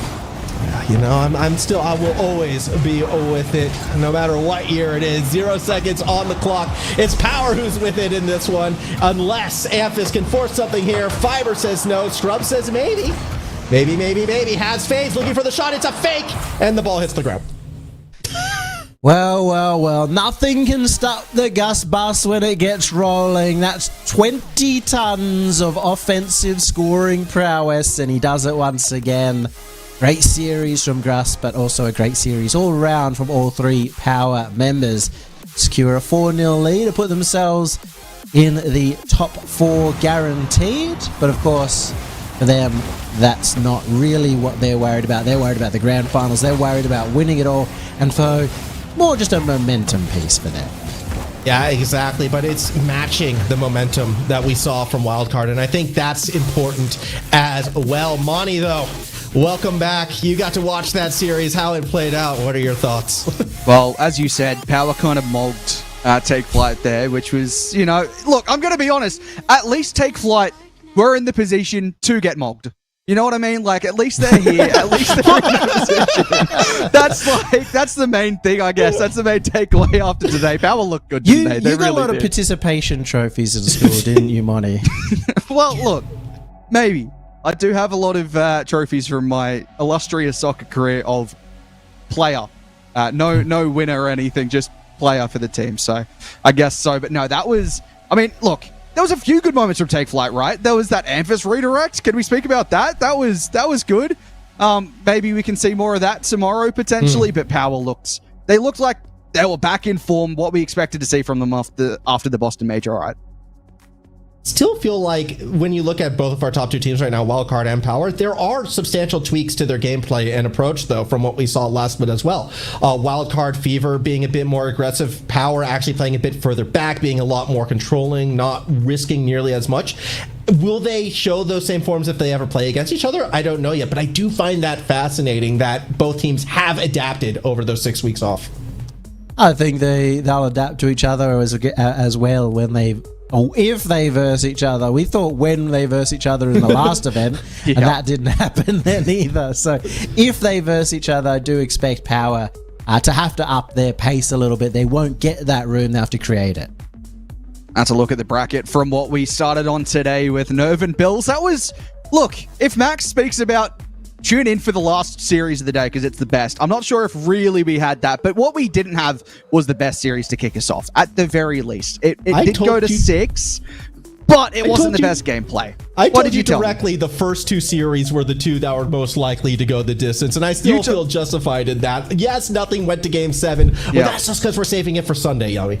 That's right. Formal will take any prediction. He'll make every prediction absolutely possible. Get 90% of them wrong, but if one of them is right, he'll say, yeah, I predicted that the first 2 series might be able to go the distance, so them going 4-1 and 4-2 means he got a prediction right. He throws 100 predictions at the wall and sees what one sticks and goes, that's the one I'm running with.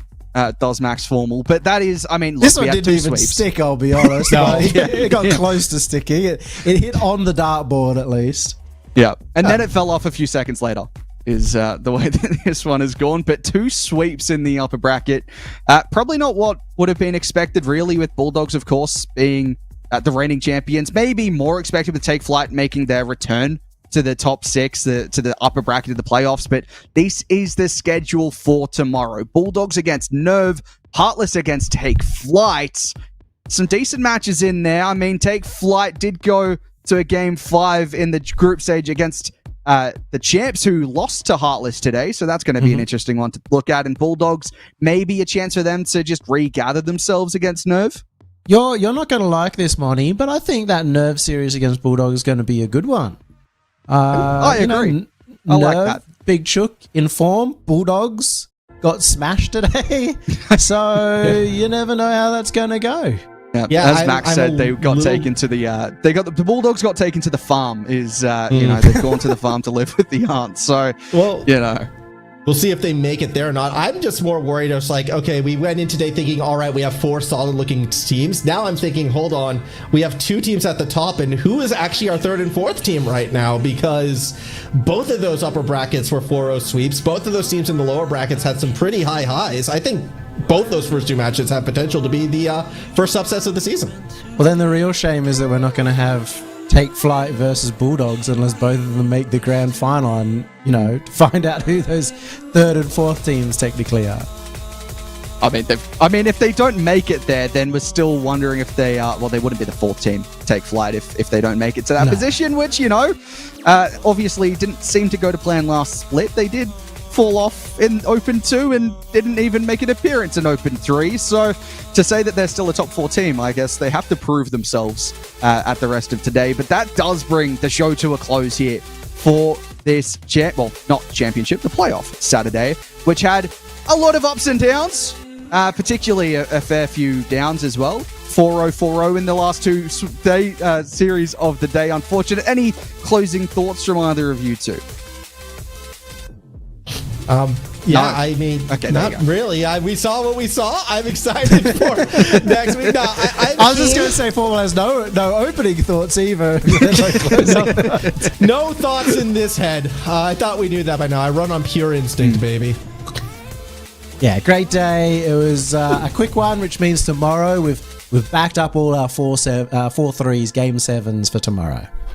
Yeah, as you said, 4-3s are saved for tomorrow. We love a cheeky Game 7, in particular in the grand final. It's happened twice over the course of this season. Will we get another one potentially on the cards? But this has been a fantastic way to get back into action in the OCE Open 4 Championship Sunday tomorrow. Who can get their name onto the winning title and potentially put themselves in a great position for the rest of this split? Find out tomorrow, same place, same time. See you then.